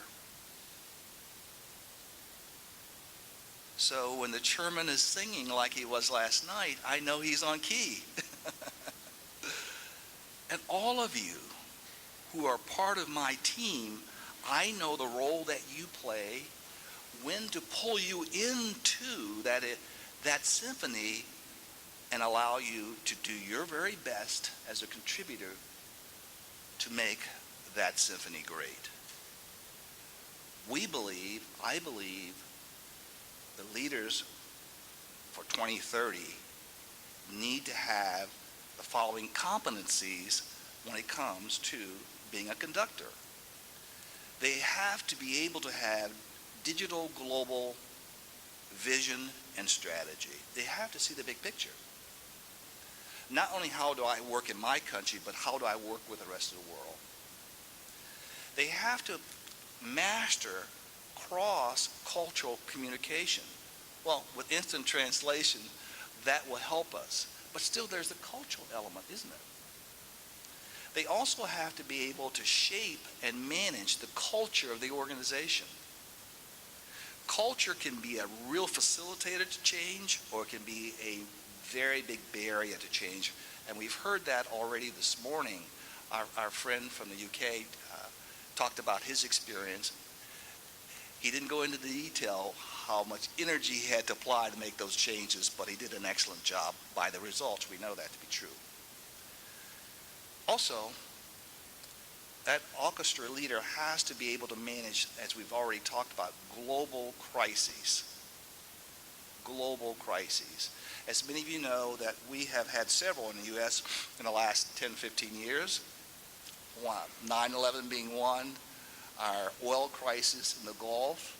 What did we do? We called on a lot of our partners around the world to come and help us in many of those cases. And many of you did show up to help us, and we appreciate that. But you got to be able to do that.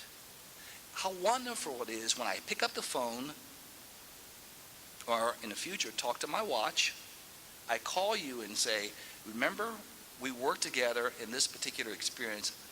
I need your help now. That's what you need to be able to do.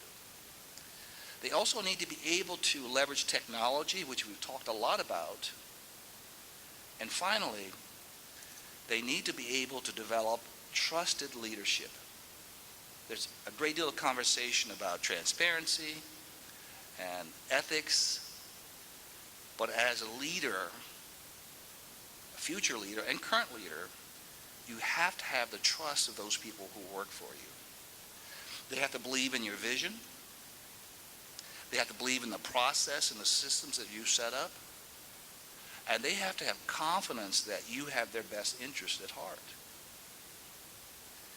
We are looking at our leaders in the U.S., and we feel that the best way that they can help us do our job in the global community, as well as work with our partners, is to build these attributes. Being able to be architects and conductors. Having those competencies as they look at a situation before it even happens. They know how to pull together their team. They know how to assess the competencies of each player and how they integrate together. And they also know how to do that with their partners. Because we have had the relationship, we understand how to exercise and execute together. Even though we might think differently in how we approach problems, we value what you bring to that experience, and we work together. Those are the ideas. That's the type of model that we're looking at, the architect and the conductor. The combination of the two, we believe, with these competencies, can help us and our partners be successful. Thank you. May I say one other thing? I brought this with me, and I was just pleased. Yesterday's paper, actually Wednesday's paper, June 14th, Kazakhstan jumps 15 spots on IMD World Competitive Ranking. 15 spots. You should be proud. Congratulations. Great job to your leadership and to what you're trying to do. Here's the evidence that you're going in the right direction. And it's great on our part to be one of your partners. Thank you. Thank you so much, Hanimut, and thank you for your presentation, which was delivered in such a special way. So, it's my great pleasure to turn the floor to Mr. Ali Siba Al-Mari, and I do hope that we could hear from you, so the interesting way how you could teach civil servants at your school. Please, the floor is yours.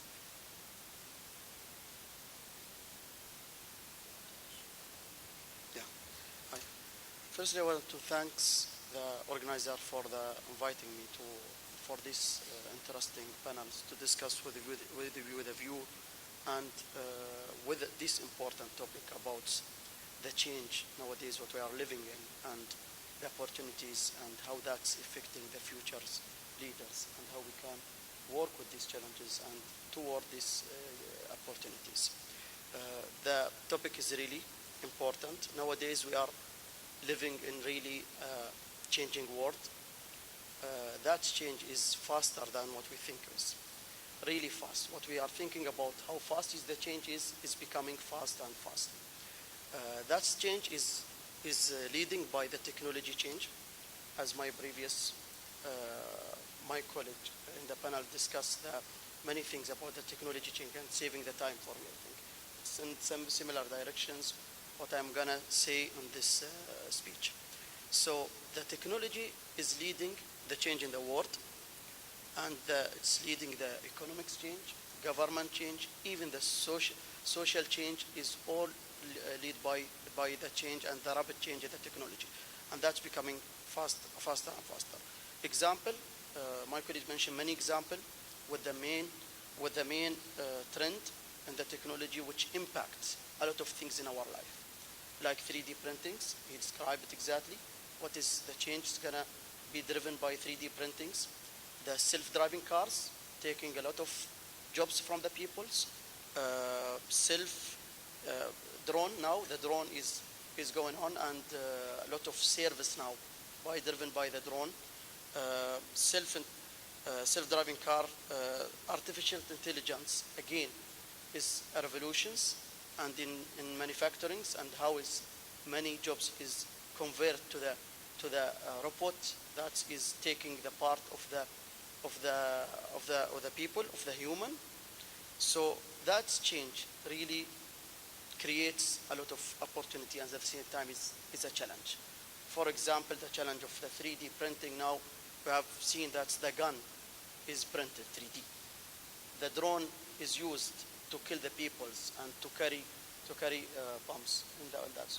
So all the change, the technology change is associated with a lot of risk.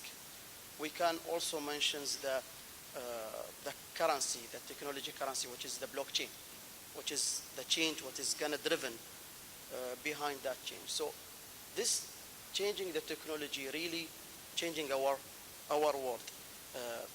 For example, it could be created, as mentioned by Prof. Klaus Schwab, the head of the Economic Forum.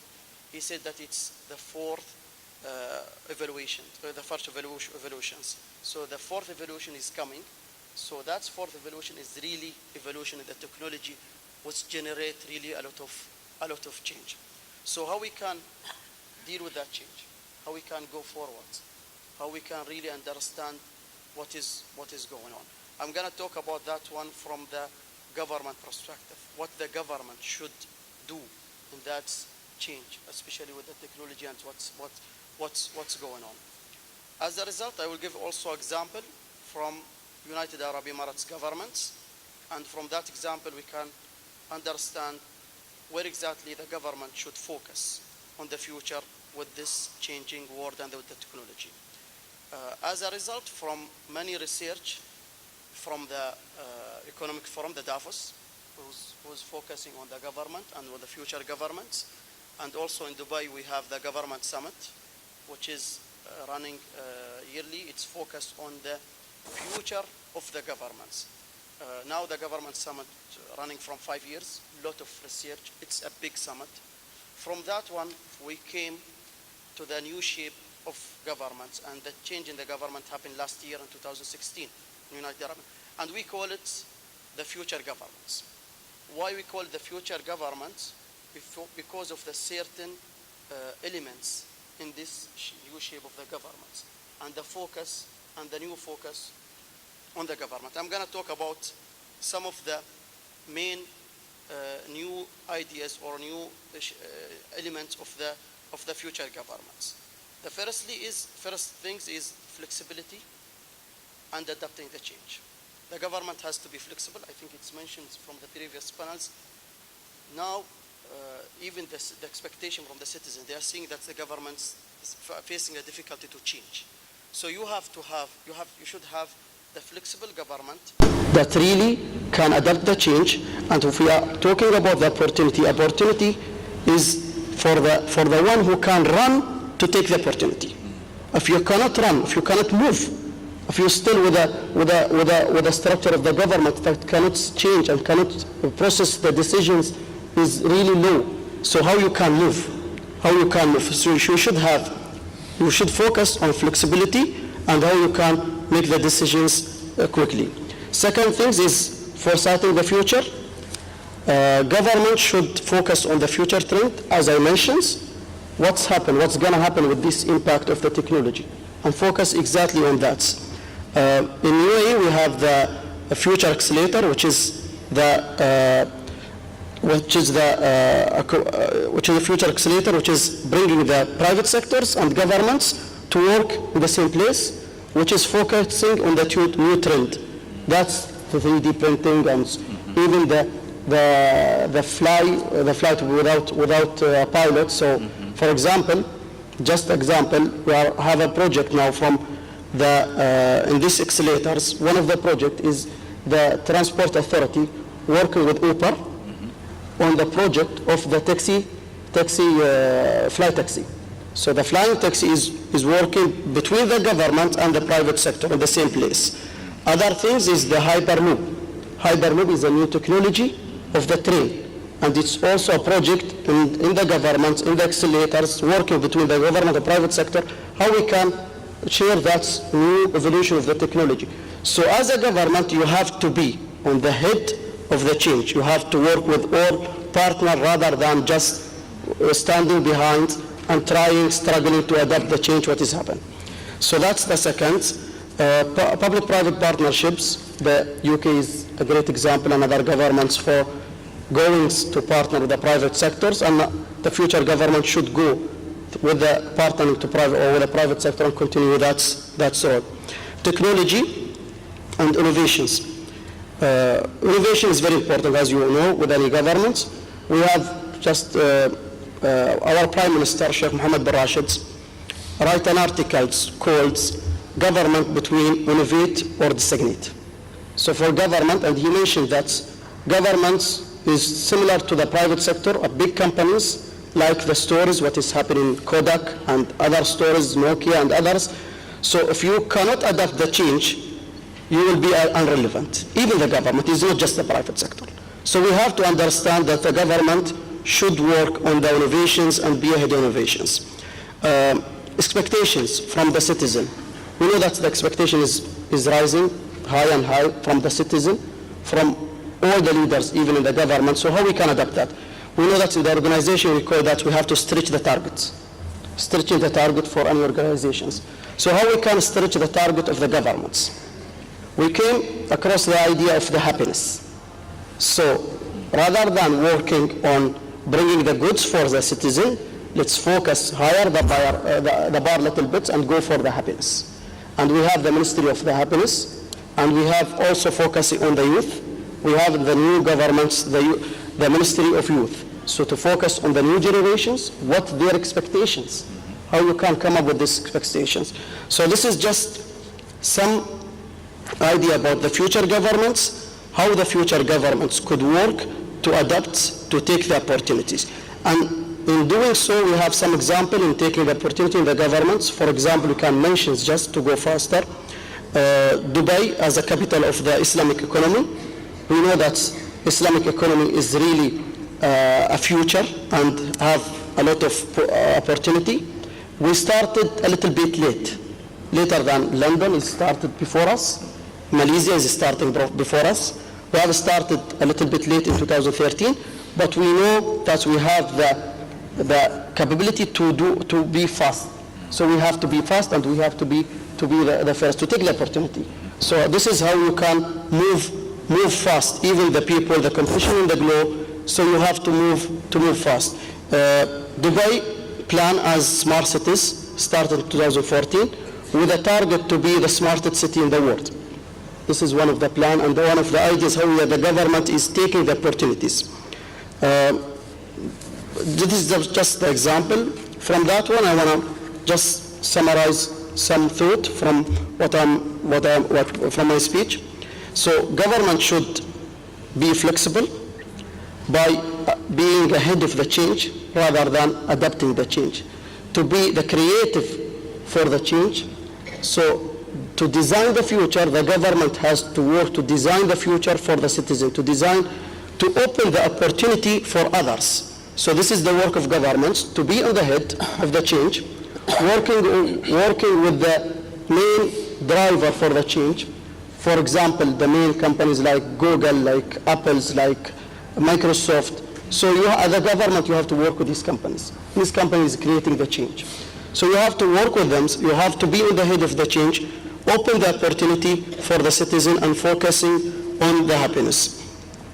Focusing on the happiness and higher the expectations, higher the level of the target of the government. So this is the summary. And again, I thank you for your contributions, for your invitation for the panels. Thank you very much.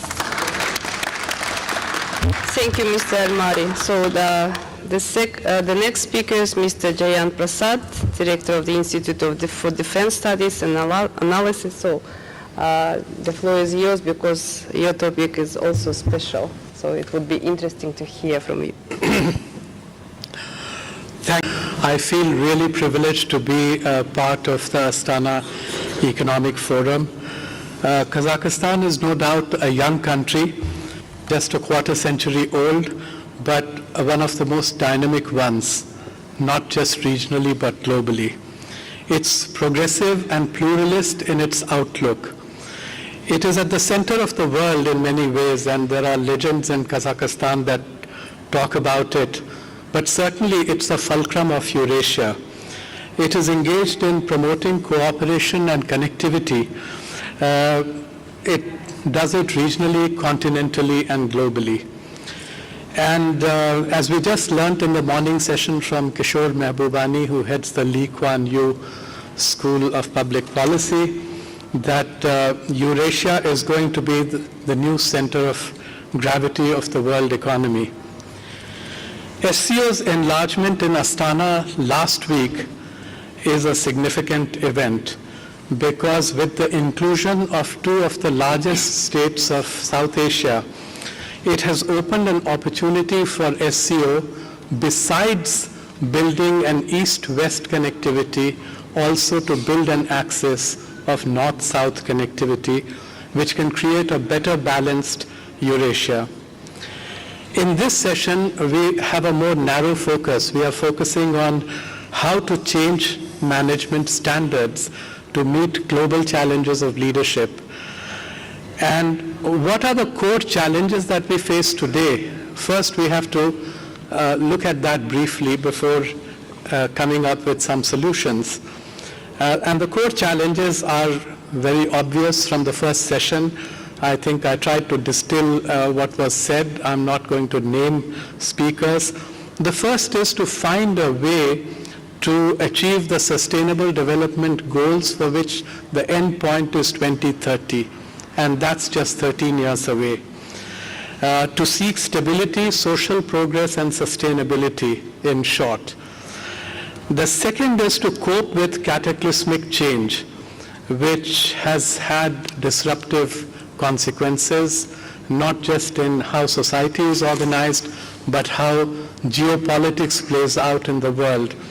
Henry Kissinger, many of you might know, wrote a seminal work, a kind of summary of what he had done all his life 2.5 years ago. It was entitled World Order. And he came to a strange conclusion, but not so surprising, at the end of the book in the epilogue, that the world today is in a greater state of disorder than at any point of time since the end of the Second World War, and that was 7 decades ago. So we have a third problem, and that's a paradox. The paradox is that notwithstanding unprecedented growth and the transfer of trade and wealth from the north and the west to the south and the east, there is uneven development and growing inequality and rising gap between the rich and the poor.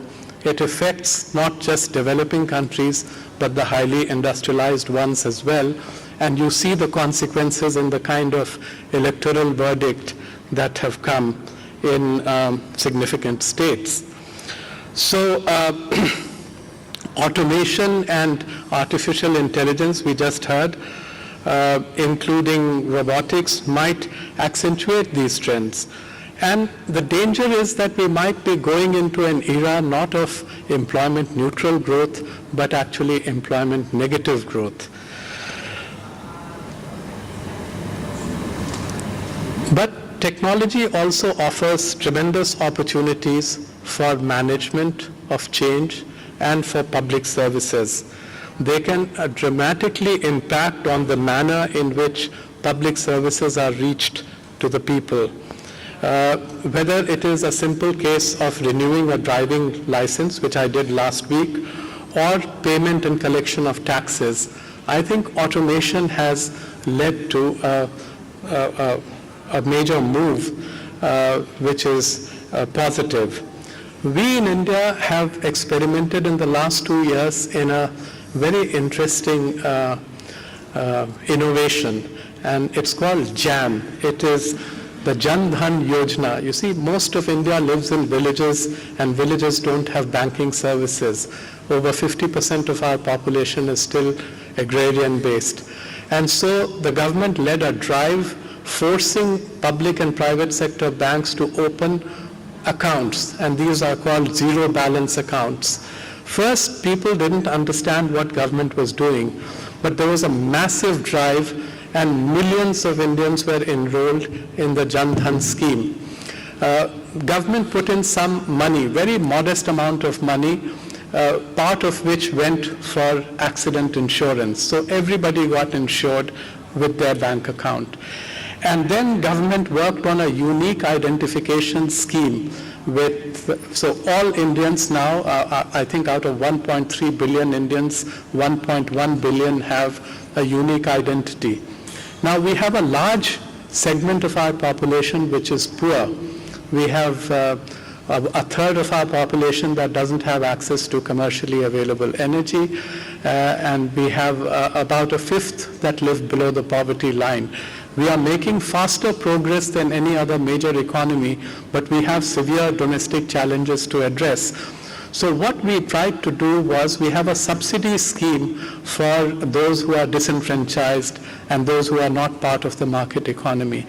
So the Jan Dhan scheme of creation of bank accounts and the unique identification were used to transfer direct subsidy payments into the accounts of people who are living far away from urban centers. And this has led to a kind of revolution in India, but more than that, it has covered a wider number of people, it has cut out middlemen and intermediaries, and it has increased efficiency. So here is an outstanding example of what management can conceive, because there is this resistance from the bureaucracy to change, which we heard about, and it is impervious to good ideas. They have to be driven from the top. And I thank you from the experience of UAE to say that the primacy of government in driving management and change in public service is very critical, especially for developing countries. So I think I'll end here. I want to say that public services must learn in the present environment where you have multifarious challenges to be patient and perseverance. That's very important. They must be adaptive, as Mr. Fletcher Hanemond just said. They have to be dexterous, agile, and innovative, but above all, and this is key for countries that face challenges similar to that of India, the emphasis should be on equitous growth for each and every one. I thank you for a patient hearing.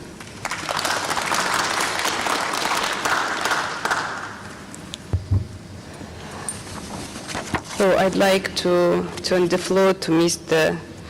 Jose Estanislao do Amaral Sauzaneta. I think that your speech would also cover many important issues and in their global context. Please, the floor is yours. Thank you. Thank you, Madam Chair. Good morning to everyone. It's my first time here in Astana, and it's a pleasure being here. I would like from the beginning to thank my Kazakhstani hosts for their hospitality and their generosity. So it's a long way from Brasilia, the capital of Brazil, of course, but I'm really delighted to be here. I'm very much interested in everything I have been seeing and listening to. And by the way, modern Astana and Brasilia are both planned towns, projected to be the capital of their countries. And I can feel in the air the vibrant atmosphere associated with building a new country and a new capital. It's a feeling not at all unfamiliar to me. So I'm going to touch in my remarks on a specific branch of civil service. I will deal with diplomacy and diplomats. I'm a career diplomat with 35 years of experience and service, and I am currently the Director General of Instituto Rio Branco, which is the name of the Brazilian Diplomatic Academy, tasked with recruiting and training diplomats in my country. It was created about 70 years ago, and it's the oldest academy of its kind in Latin America, and indeed one of the oldest worldwide as well. In fact, in Brazil, we do have a specific training academy for diplomats, which in other countries they have that within the framework of the national institutes or academies for the civil service. In Brazil, we have one specific for diplomats. And public examinations are held every year to recruit diplomats in Brazil. Competition is fierce. On average, 6,000 applicants for 30 openings over the past few years. And we have been able, fortunately, to attract and retain some of the best talent available in the country as a result of a combination of three main factors. First, competitive salaries and benefits. Of course, without that, we cannot attract young people. Second, I think that this is an important issue, the perspective of a professional career based on individual merit. That perspective keeps the workforce motivated. For those who work hard and succeed, the door is open to becoming full ambassadors. In fact, today, all ambassadors in my country are career diplomats. This is a little bit unique in the world, but it keeps the workforce motivated. And all of them, all of the Brazilian ambassadors joined the foreign ministry by public examination, is the only door to the Foreign Service, and all of them underwent training programs at the Instituto Rio Branco, which are offered at the entry level, at mid-career, and at the senior level. And the third element which has contributed to attracting good talent in the diplomatic academy is the stability in the job. Career civil servants in Brazil, they enjoy stability and can be fired only under very specific circumstances. They are expected to pursue their careers in the long run, independently of the successive transitions of governments following elections.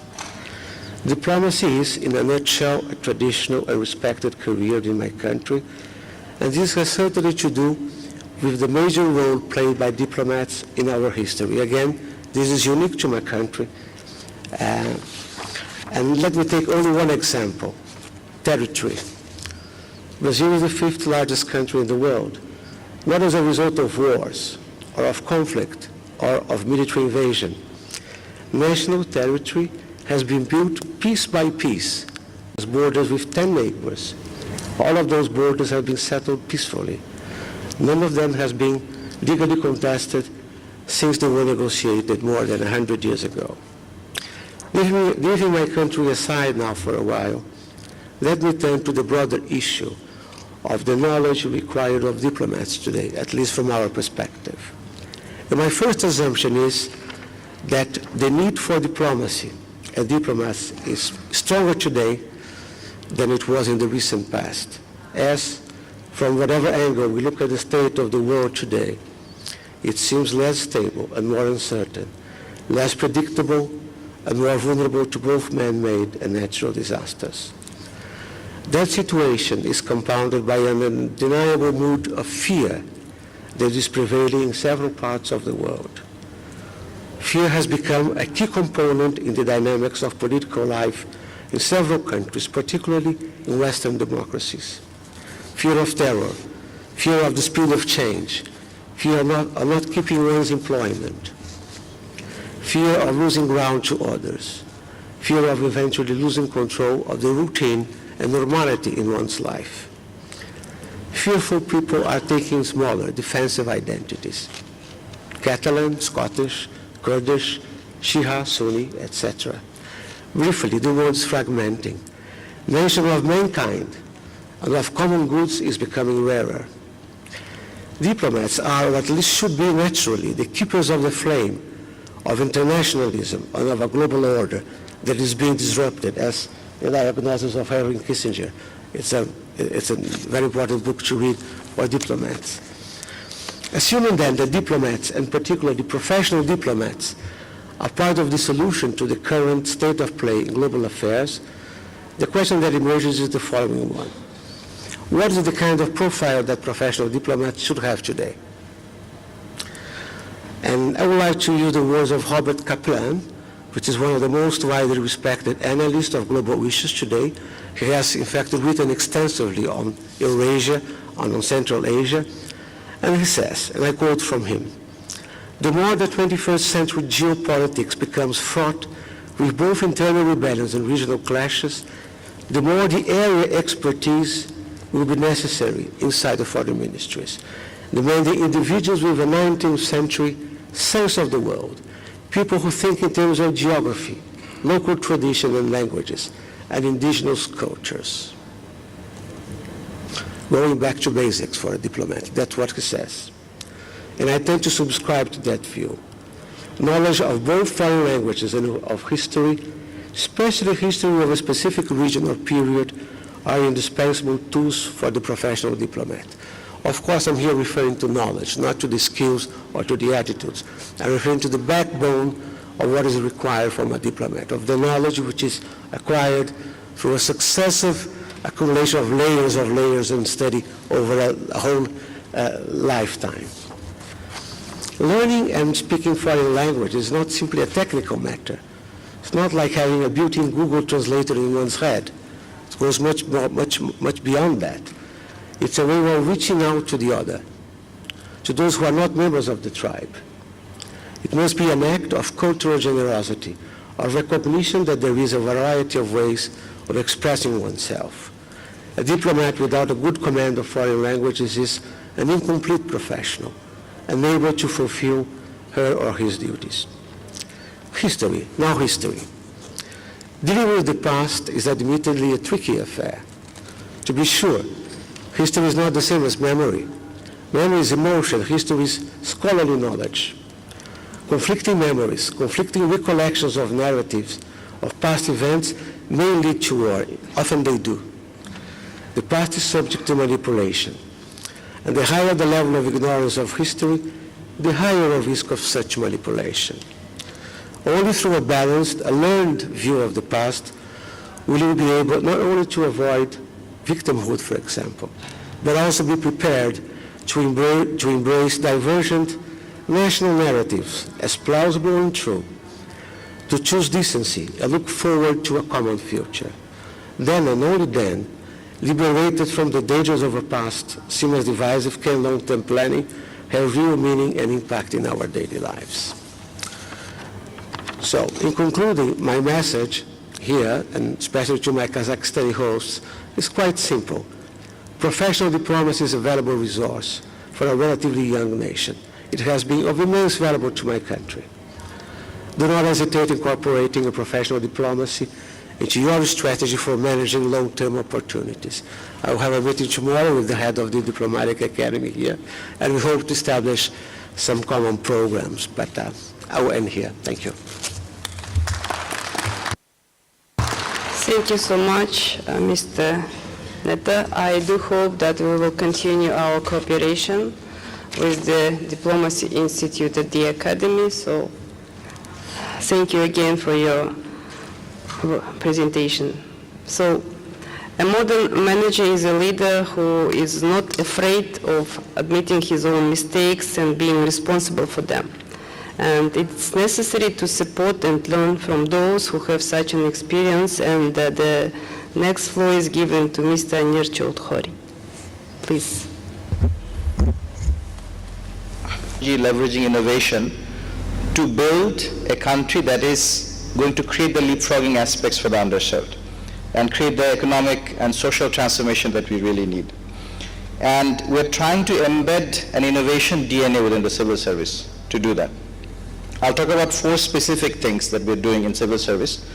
The first is citizen-centric thinking and action. About 3.5 years ago, we introduced something called empathy training. Again, it's designed through curriculum that we adopted from Stanford Design School, which uses this curriculum to design better cups, better mobile phones, better gadgets. We felt that similar methodology could be used to redesign our services, which were, at that time, sort of stuck in the 19th century and maybe 20th century paradigm. So we wanted to leapfrog, we wanted to give it new shapes. In the last 3 years, we've seen about 1,200 new experiments that have cropped up by civil service, championed by civil service across the country. And there's a lot of public-private partnership that has happened there as well. I'll give you a couple of examples. A doctor, a middle-aged doctor, 55 years old, sort of re-energized his team by creating a new queue for the poorest patients in his territory. So he actually created a database of the poorest patients, and he realized that those poorest patients usually don't come to his hospital because they get pushed around, they don't get service. They get stuck in the same line as the other patients, and they're always in the back of the line, getting pushed around. So he created a VIP card. It's not a smart card, it's just a paper card for the families. And whenever they show up with that card, he takes them to a completely new VIP line, and they get the first treatments. So that's one example, small but impactful. Another land officer in one part of the country created a small shed for the elderly who come and sit there to get land records. They have to wait there for hours. So just by sitting in a shed, they bless him and he's become a local hero. So these are small experiments, and there are many other experiments that employ technology as well.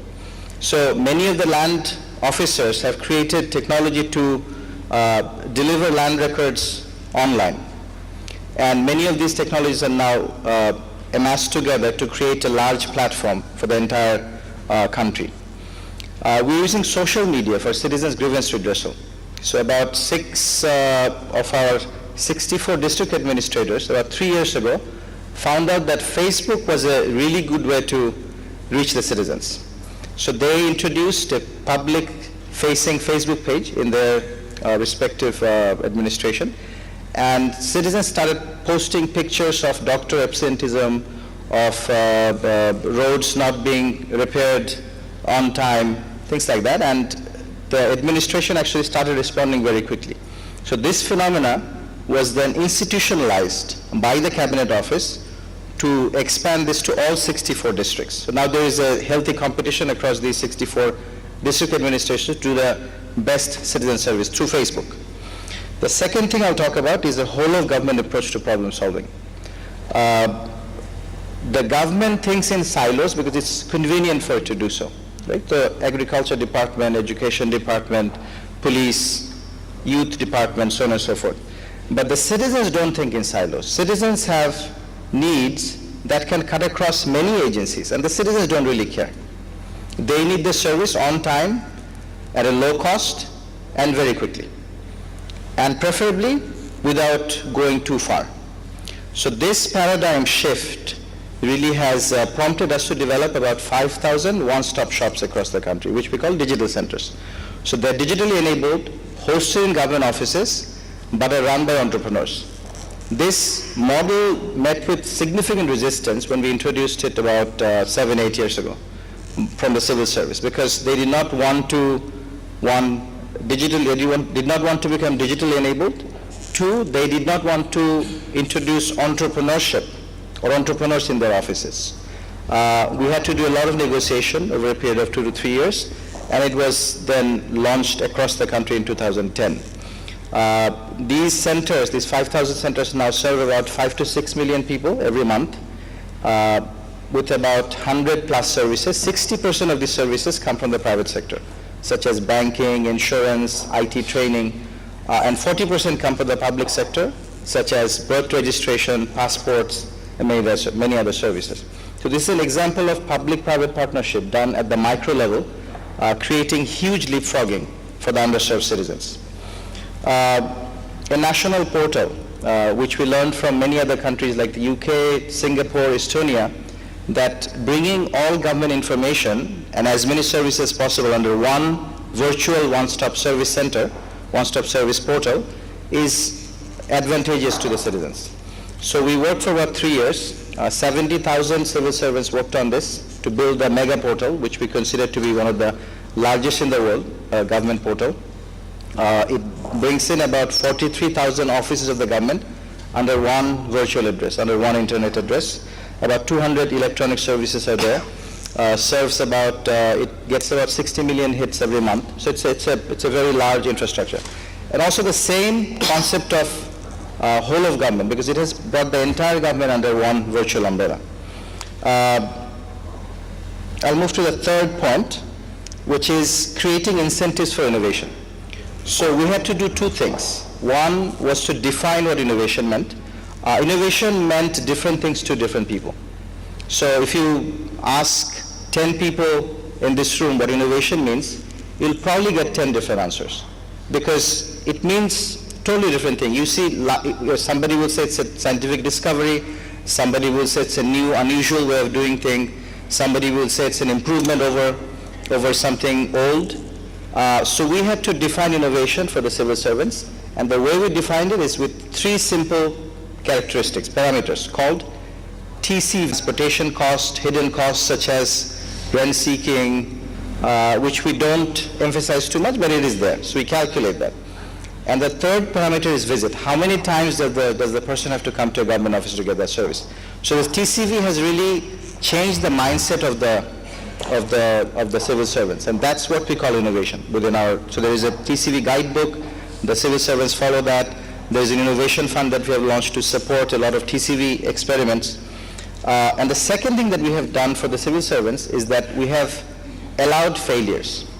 So starting from the Prime Minister to the Cabinet Secretary to all the important and influential civil servants, they keep on saying that it's okay to fail as long as you learn from that failure. So it's become an important paradigm shift within a very old school civil service, but this new ideas, new experimentation, and the allowance for failure really has changed minds. We've introduced the concept of business process reengineering, which we have renamed to service process simplification, because the government, the civil service said that business process reengineering has two threatening terms. One is business, one is engineering, so they did not accept that. So we just recouched it as service process simplification, and that has really worked. So it's a way to take out unnecessary and old steps that have existed for historical or for other reasons. And all ministries are now mandated to go through civil service simplification, at least one every year. And they get better credit if they can do more. And this has become part of what we call the annual performance agreement, which every ministry has signed with the Cabinet Office. So it's tracked by the Cabinet Office and by my office and the Prime Minister's office. So the annual performance agreement incorporating service process simplification has actually brought us, has allowed us to leapfrog quite a bit. We launched a sort of a VC fund, a venture capital fund, called the Service Innovation Fund for civil servants and also for anybody else, universities, students, startups, civil society organizations. And in the last 4 years that we have launched it, we've received about 3,500 proposals. We've been able to fund about 160 public service improvement projects. About 60% of them have come from non-civil service, basically from civil society organizations, universities, and so on and so forth. But these are all to improve public service, all to leapfrog public service for the underserved. And the last point, the fourth point that I'd like to point out is, through many mistakes that we have made, we've learned to use the right language, non-threatening language, and language that empowers civil service. We used to use the words corruption, transparency, did not really work very well for us. Innovation works very well. So when you say you're an innovator, and we introduced the categories of people within the government called Chief Innovation Officer and Innovation Officer and innovators, and created many mechanisms for innovation dialogues, that really, those have really empowered. So use of language is very, very key. In closing, I would like to say that we are very interested in South-South cooperation with many countries. We've already established partnership, and today I'm very happy to say that we will establish formal partnership with the Civil Service Hub here. So I want to thank Mr. Baimanov for that initiative. And we would like to learn from many countries, and would like to share what we have learned through many mistakes that we have made in the last few years. Thank you very much. Thank you. So introducing innovation in the system of public administration is implemented, and it was mentioned earlier, through active use of business management instruments, including the project management. So what is the uniqueness of this approach? And Professor Hiroshi Tanaka, the floor is yours. We would be happy to hear from you. Thank you, Bernie, of public administration, as well as United Nations program, development program, regional hub of civil services. It seems I'm a little bit rare species among speakers. I'm professor of strategy, project and program management. My colleagues in Europe call me nomad Professor Hiroshi, because I'm traveling around. I teach in France, at 4 places in Ukraine, 1 place in Russia, Senegal, West Africa, 3 graduate universities in Japan, right? That's pretty unique.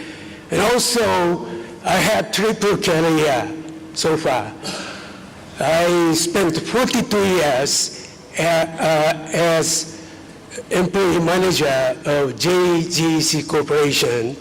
That is the Japanese top and one of the top 5 global engineering construction companies, which build almost all major-sized LNG plants, like the one being built on Yamal Peninsula of Russia, and with all the British petroleum shell, large size,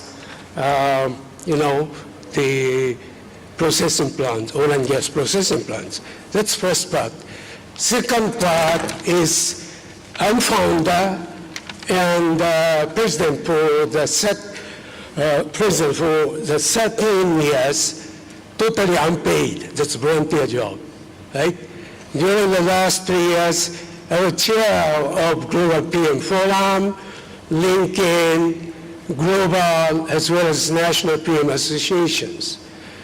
And then I said, I wouldn't do any longer as president. I wish to be in the academic arena. And then I started my professorship in 2002 in France, but it's too tough for me to do 3 things together: company business, and president of PM Association, academic. So I started concentrating myself to be a professor, teaching, PhD, very few masters nowadays. So I produced 5 PhDs in just 5 years. They are Russian, Chinese, Latvian, Senegalese, and Iranian. So I have pretty unique experience, and this probably will make me a little bit unique in contributing to Kazakhstan in terms of project management. Now, I turned in my short synopsis of my proposal, right? It's a very good idea because we try to speak as much as possible, right? My proposal is that public administration should enhance global competitiveness and adaptive capacity to the changing global scenario by way of introducing more strategic program management elements, both on the central government levels as well as regional government levels. The rationale is tied over bureaucratic inefficiency, of course. The second, to acquire structured capability for timely capture of innovation and high value-adding opportunities, right?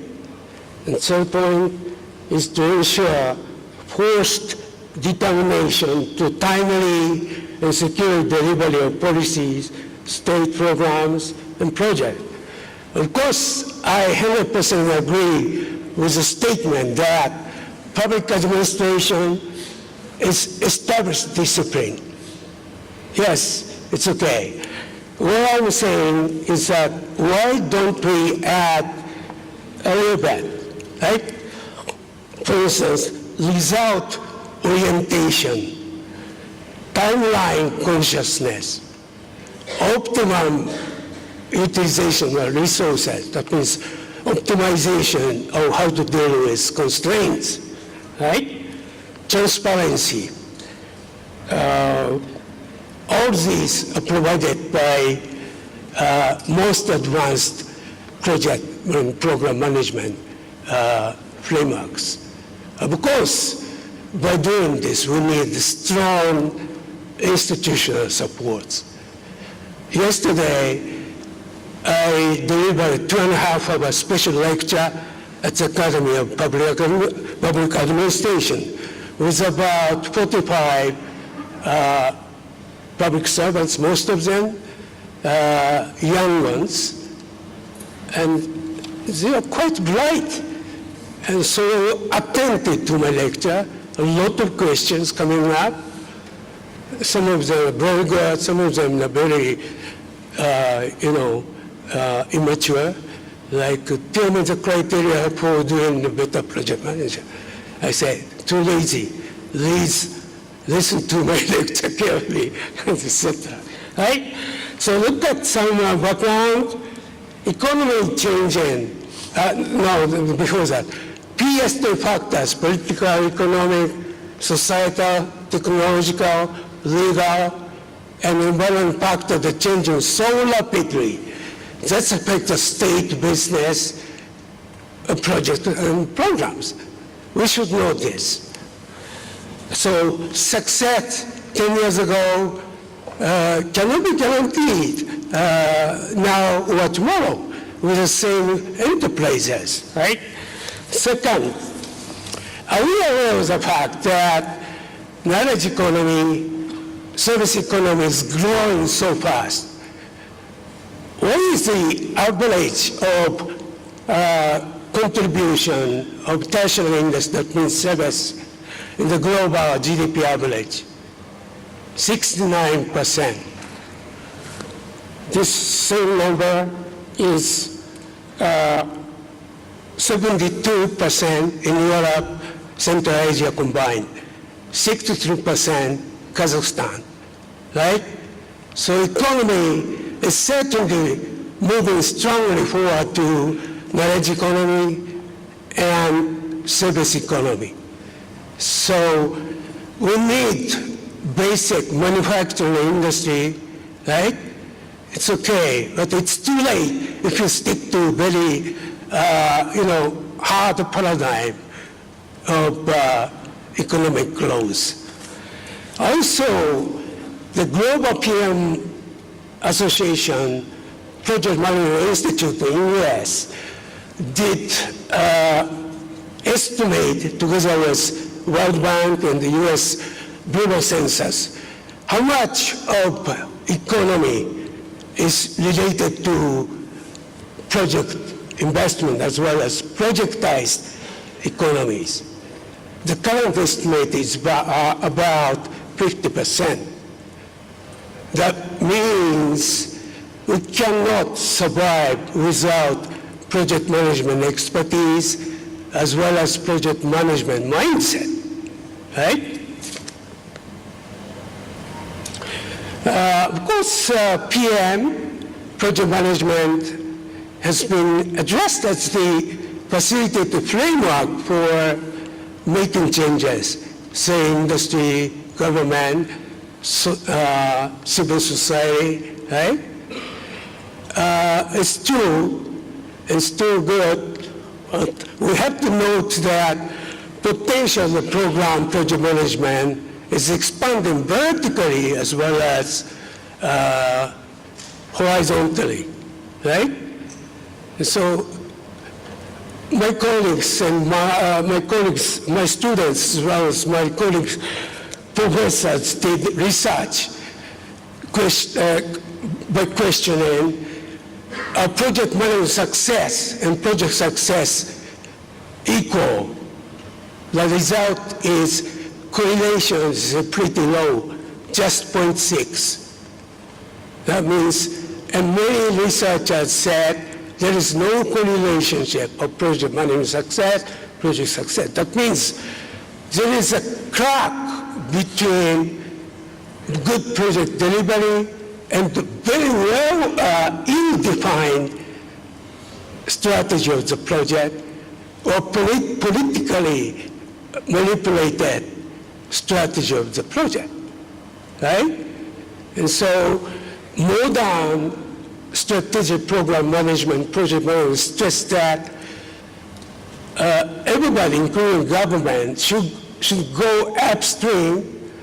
The contemporary model of PM is to directly link, translate organization strategy into program by way of, into project, right?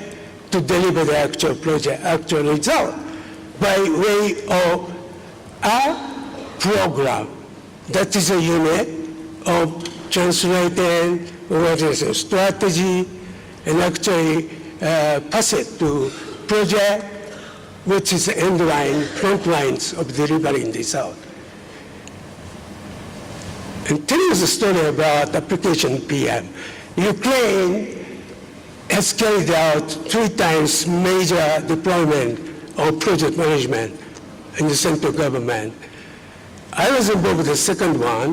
Ministry of Finance of Ukraine totally employed Japanese model of program management for financial reform in years 2010, 2001. Previous year, Ukrainian GDP growth was minus 15, minus 1.5. And then we turned out to model that minister himself was a grand program manager, and he declared, you are evaluated based on result, right? We don't need just authoritative economist or financial specialist. We need result, right? So that's partial success. After that, the administration in Ukraine got problem, right? Also, the current Russian Ministry of Economy and Trade is partnering with PM Association to introduce a voluntary certification system on PM competence of Russian enterprises. That's government-private partnership for producing competitiveness. President Nazarbayev, I understand, said economic growth first, and then politics, right? The floor is yours. Happy with this group of distinguished panelists who are the practitioners as well as leaders of their respective field. I think I listened to them and I have learned a lot and also consolidated what I have to speak about. My presentation is going to be 3 points. One is leadership in a globalization 2.0 world. The second point, I would like to talk a little bit about the necessity of democracy 2.0. And would like to also use the examples of what I researched. Most of my research are concentrated on Singapore and China's example to sort out some of the characteristics of leadership in a globalization 2.0 world. Okay, the first point, since the Brexit and the election of Donald Trump in the United States, a lot of people say globalization is on a retreat. Yes, you can see a lot of countries, especially in the more developed countries, seem to be turning inward because of the popular sentiment reaction to the negative effects of globalization. However, on the other hand, you can see the technological development our panelists have talked a great deal about is continue to blur the national borders and intermesh the lives of people around the world together. So that provided the basis for further globalization. So I think we are probably looking at the globalization 2.0 in the future rather than the retreat from globalization. But in this new globalized world, the need for effective leadership is extremely important. That's going to define and determine the national fortune of different countries. Especially, we can see that the leadership nowadays is more constrained by forces larger than the national government. A lot of times, leaders have to cope with increasing mobilization, political mobilization, which is enabled by new technology, and also expressed in ways that traditional political and social institutions is ineffective in coping with. And also, leaders has to coordinate diverse sectors of the population and the conflict of interests that is beyond the traditional coercive capacity of the state. Therefore, that's a big challenge. And the leadership advantage is going to define a national fate of different countries. I'm very impressed in the last couple of days of what I've seen and hear about what is Kazakhstan is doing. I think Kazakhstan make me feel very much familiar, the takeoff stages of East Asian so-called miracle economies, and very familiar, in terms of visions, in terms of what you are trying to do.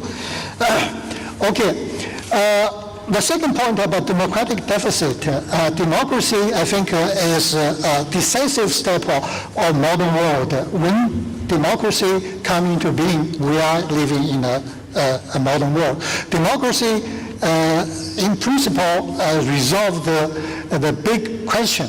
The government, since democratic principle is become the universally accepted, the government now is no longer the lord, no longer the master of the population.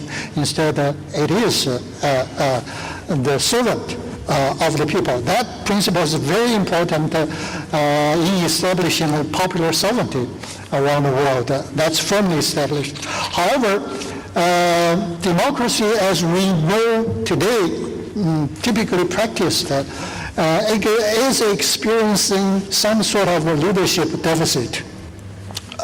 Democracy, to me, there's three deficits that we need to overcome in order to reach into the democracy 2.0 stage. The first, the three points is that shallow, follow, and bias. Democracy, in principle, is a majority rule. However, majority is not, by definition, experts. They express their preference, they express their sentiment. However, there's a considerable deficit in terms of proactive thinking, forward thinking, visualization, etc. So,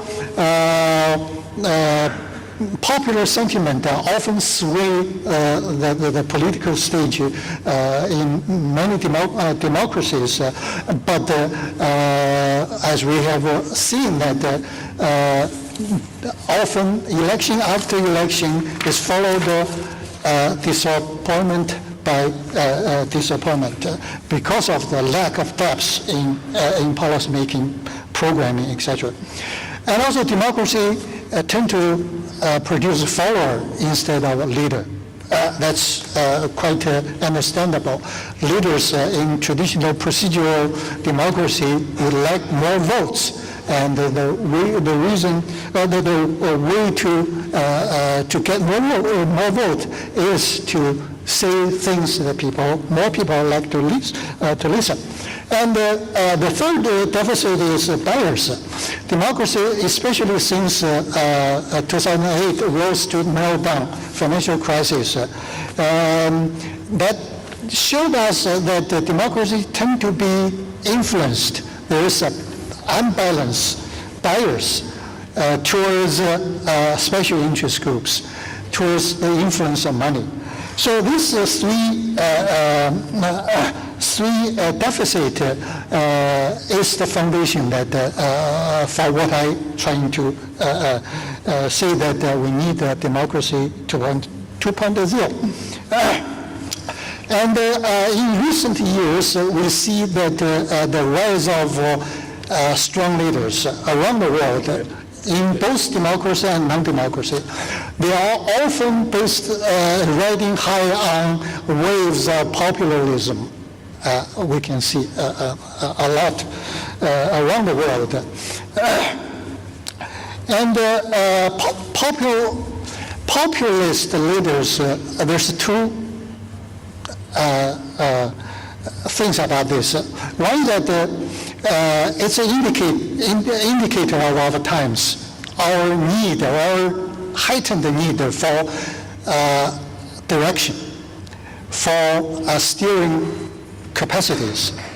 Okay, that's the need. On the other hand, populism tend to cloud judgment, tend to make the leader make short-term decisions or short-sighted programs.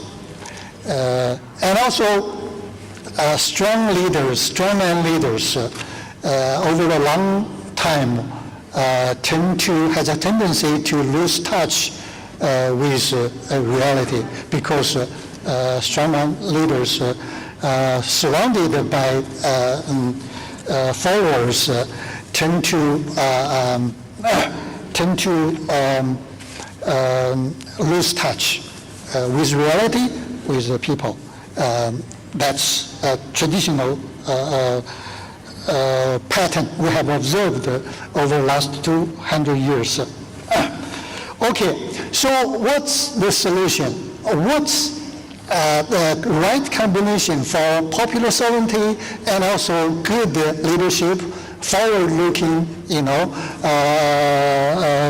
strong, capable institutional capacity? Well, we do not have a clear answer yet, but we have to look for cases where we see more success than other places. So my research is mostly on Singapore and China. And both cases, I think, has satisfied certain, comparatively more successful in combining responsive to popular needs, people's interests, as well as the steering capabilities, which we call, in this conference, leadership in the globalization world. So Singapore's case is, we know that Singapore is one of the miracle economies in East Asia. Under the leadership of Lee Kuan Yew, the Prime Minister, many in the West call him a dictator, but nevertheless, he succeeded in bringing a very backward, poor economy of third world backwaters into the first world, most developed countries. So Singapore has surpassed its colonial overlord UK long time ago, and now its per capita GDP is well above that of the United States as well. So Singapore model combined strong leadership, which maintain two things: political stability, secondly, strong rule of law, so that both domestic and international capital feel comfortable in investing in Singapore. Singapore's private sector is very strong and very adaptive to changes. Singaporean government has successfully engineered several times upgrading of the national economy and consistently keeping up with changes in the world. It's stay always in the forefront of changes. Most disorderly world since World War II. China tried to follow Singapore's model. In fact, China sent a lot of civil servants to Singapore for training, trying to learn Singapore's model, combining, its capability of lead and also keep the population happy, keep the population life improving. I think in this regard, China, yes, also has met with tremendous success. Chinese economy, in terms of purchasing power parity measurement, has surpassed the United States in 2010 as the largest economy in the world. And projected in terms of nominal exchange rate, China is going to also surpass the United States. The latest will be 2025. So that's a tremendous achievement. And also it's not, despite what we hear about, the income disparities in China, which I think is a global phenomenon, which new 2.0 democracy has to address. This widening income gap. But despite that, China has lifted 250 million people from poverty. So UN's statistics, in the last 20, 30 years, the majority of reduction of poverty around the world actually come from China. If China does not reduce poverty, then there is not much progress around the world in poverty reduction. Okay, but if you look at the China's model, it's quite different from Singapore. China's model is, I would characterize by two things. One is centralization of personnel control by the central government.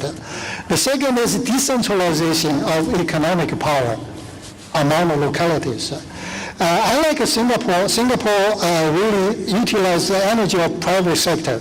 But China, for the last 30 years, primarily is driven by the local government.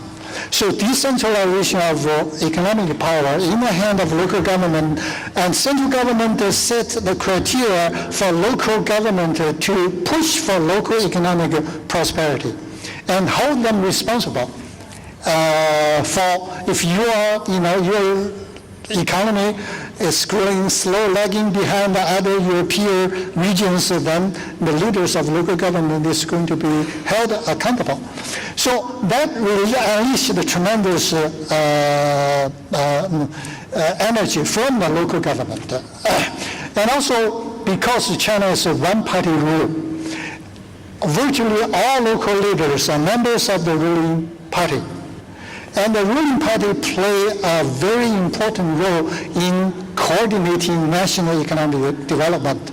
They have these successive 5 years plans and successive programs of technology, scientific development, including manufacturing 2025. So that gives the Chinese government tremendous steering capabilities and leadership. But at the same time, the government kind of stayed responsive to popular needs, popular demand. So in both cases, leadership is maintained, but they did not lose touch with the population. From what I've heard, and see from here in Kazakhstan, I think there's quite some similar things going on here. So, just to recap, leadership and strong, capable leadership, which top leaders who is capable of articulating a vision that is eagerly embraced by the majority of the population, and therefore rallying support, popular support. That's one side of the coin. The other side of the coin is well-designed institutions which can mobilize and unleash initiatives at the lower level to implement that vision. And those initiatives sometimes goes beyond and are unexpected by the top leaders, but nevertheless advance the articulated national objectives. That's the two sides of the same coin of a strong and capable adaptive leadership, which we should continue to explore how that's going to tie into democracy 2.0 in the future. Thank you very much.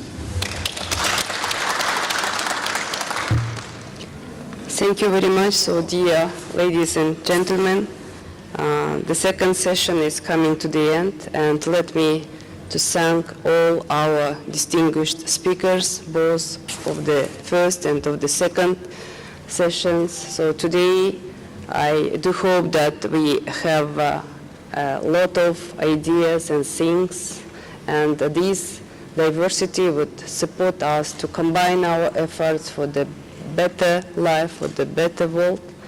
And before the end, I'd like to ask you to take a look at the screen and see what is the result of mobile survey and what was the opinion of our audience to our questions. So the first is the current model of leadership is based on, and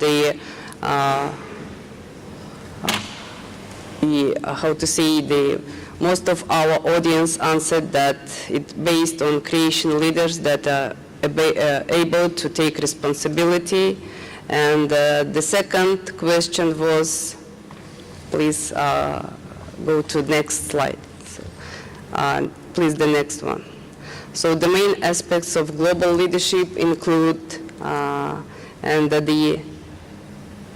probably the most of our participants answered that facing challenges or using new opportunities.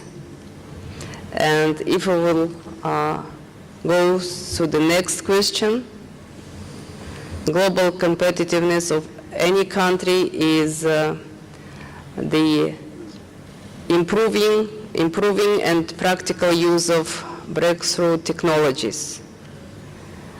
And the next question was the new role of leader suggests, and capabilities to head of the risk while exploiting opportunities. And finally, the implementation of essential elements of project management on the central and regional government level suggests timely determination and qualitative delivery of policies, state programs, and projects. So it was, as I know, the last question. So again, let me thank all our distinguished speakers, of course, all of you for your active participation through technologies. And of course, I'd like to thank organizers of this conference, Agency for Civil Service and Anti-Corruption, Regional Hub for Civil Service in Astana, and my colleagues from the Academy of Public Administration. So again, thank you very much. I think that it was a great opportunity to hear new ideas, some new questions, and as I mentioned earlier, probably now we do have more questions rather than we had before this morning. So hope to see you again in Astana, our dear guests, and probably our cooperation would be more fruitful. And I would like to wish all the best to all of you. And just one small information. Who was registered to the plenary session. It's like kind request from the organizers to be at 4:30 at Congress Hall at Expo 2017. 2:30. So sorry, 2:30. Пожалуйста, большая просьба всем, кто зарегистрирован на пленарную сессию, быть в 2:30 в Конгресс-холле на территории выставки Экспо. Again, барлықтарыңызға рахмет. Тек қана жақсылық тілей отырып, осымен біздің конференцияны аяқтауға рұқсат етіңіздер.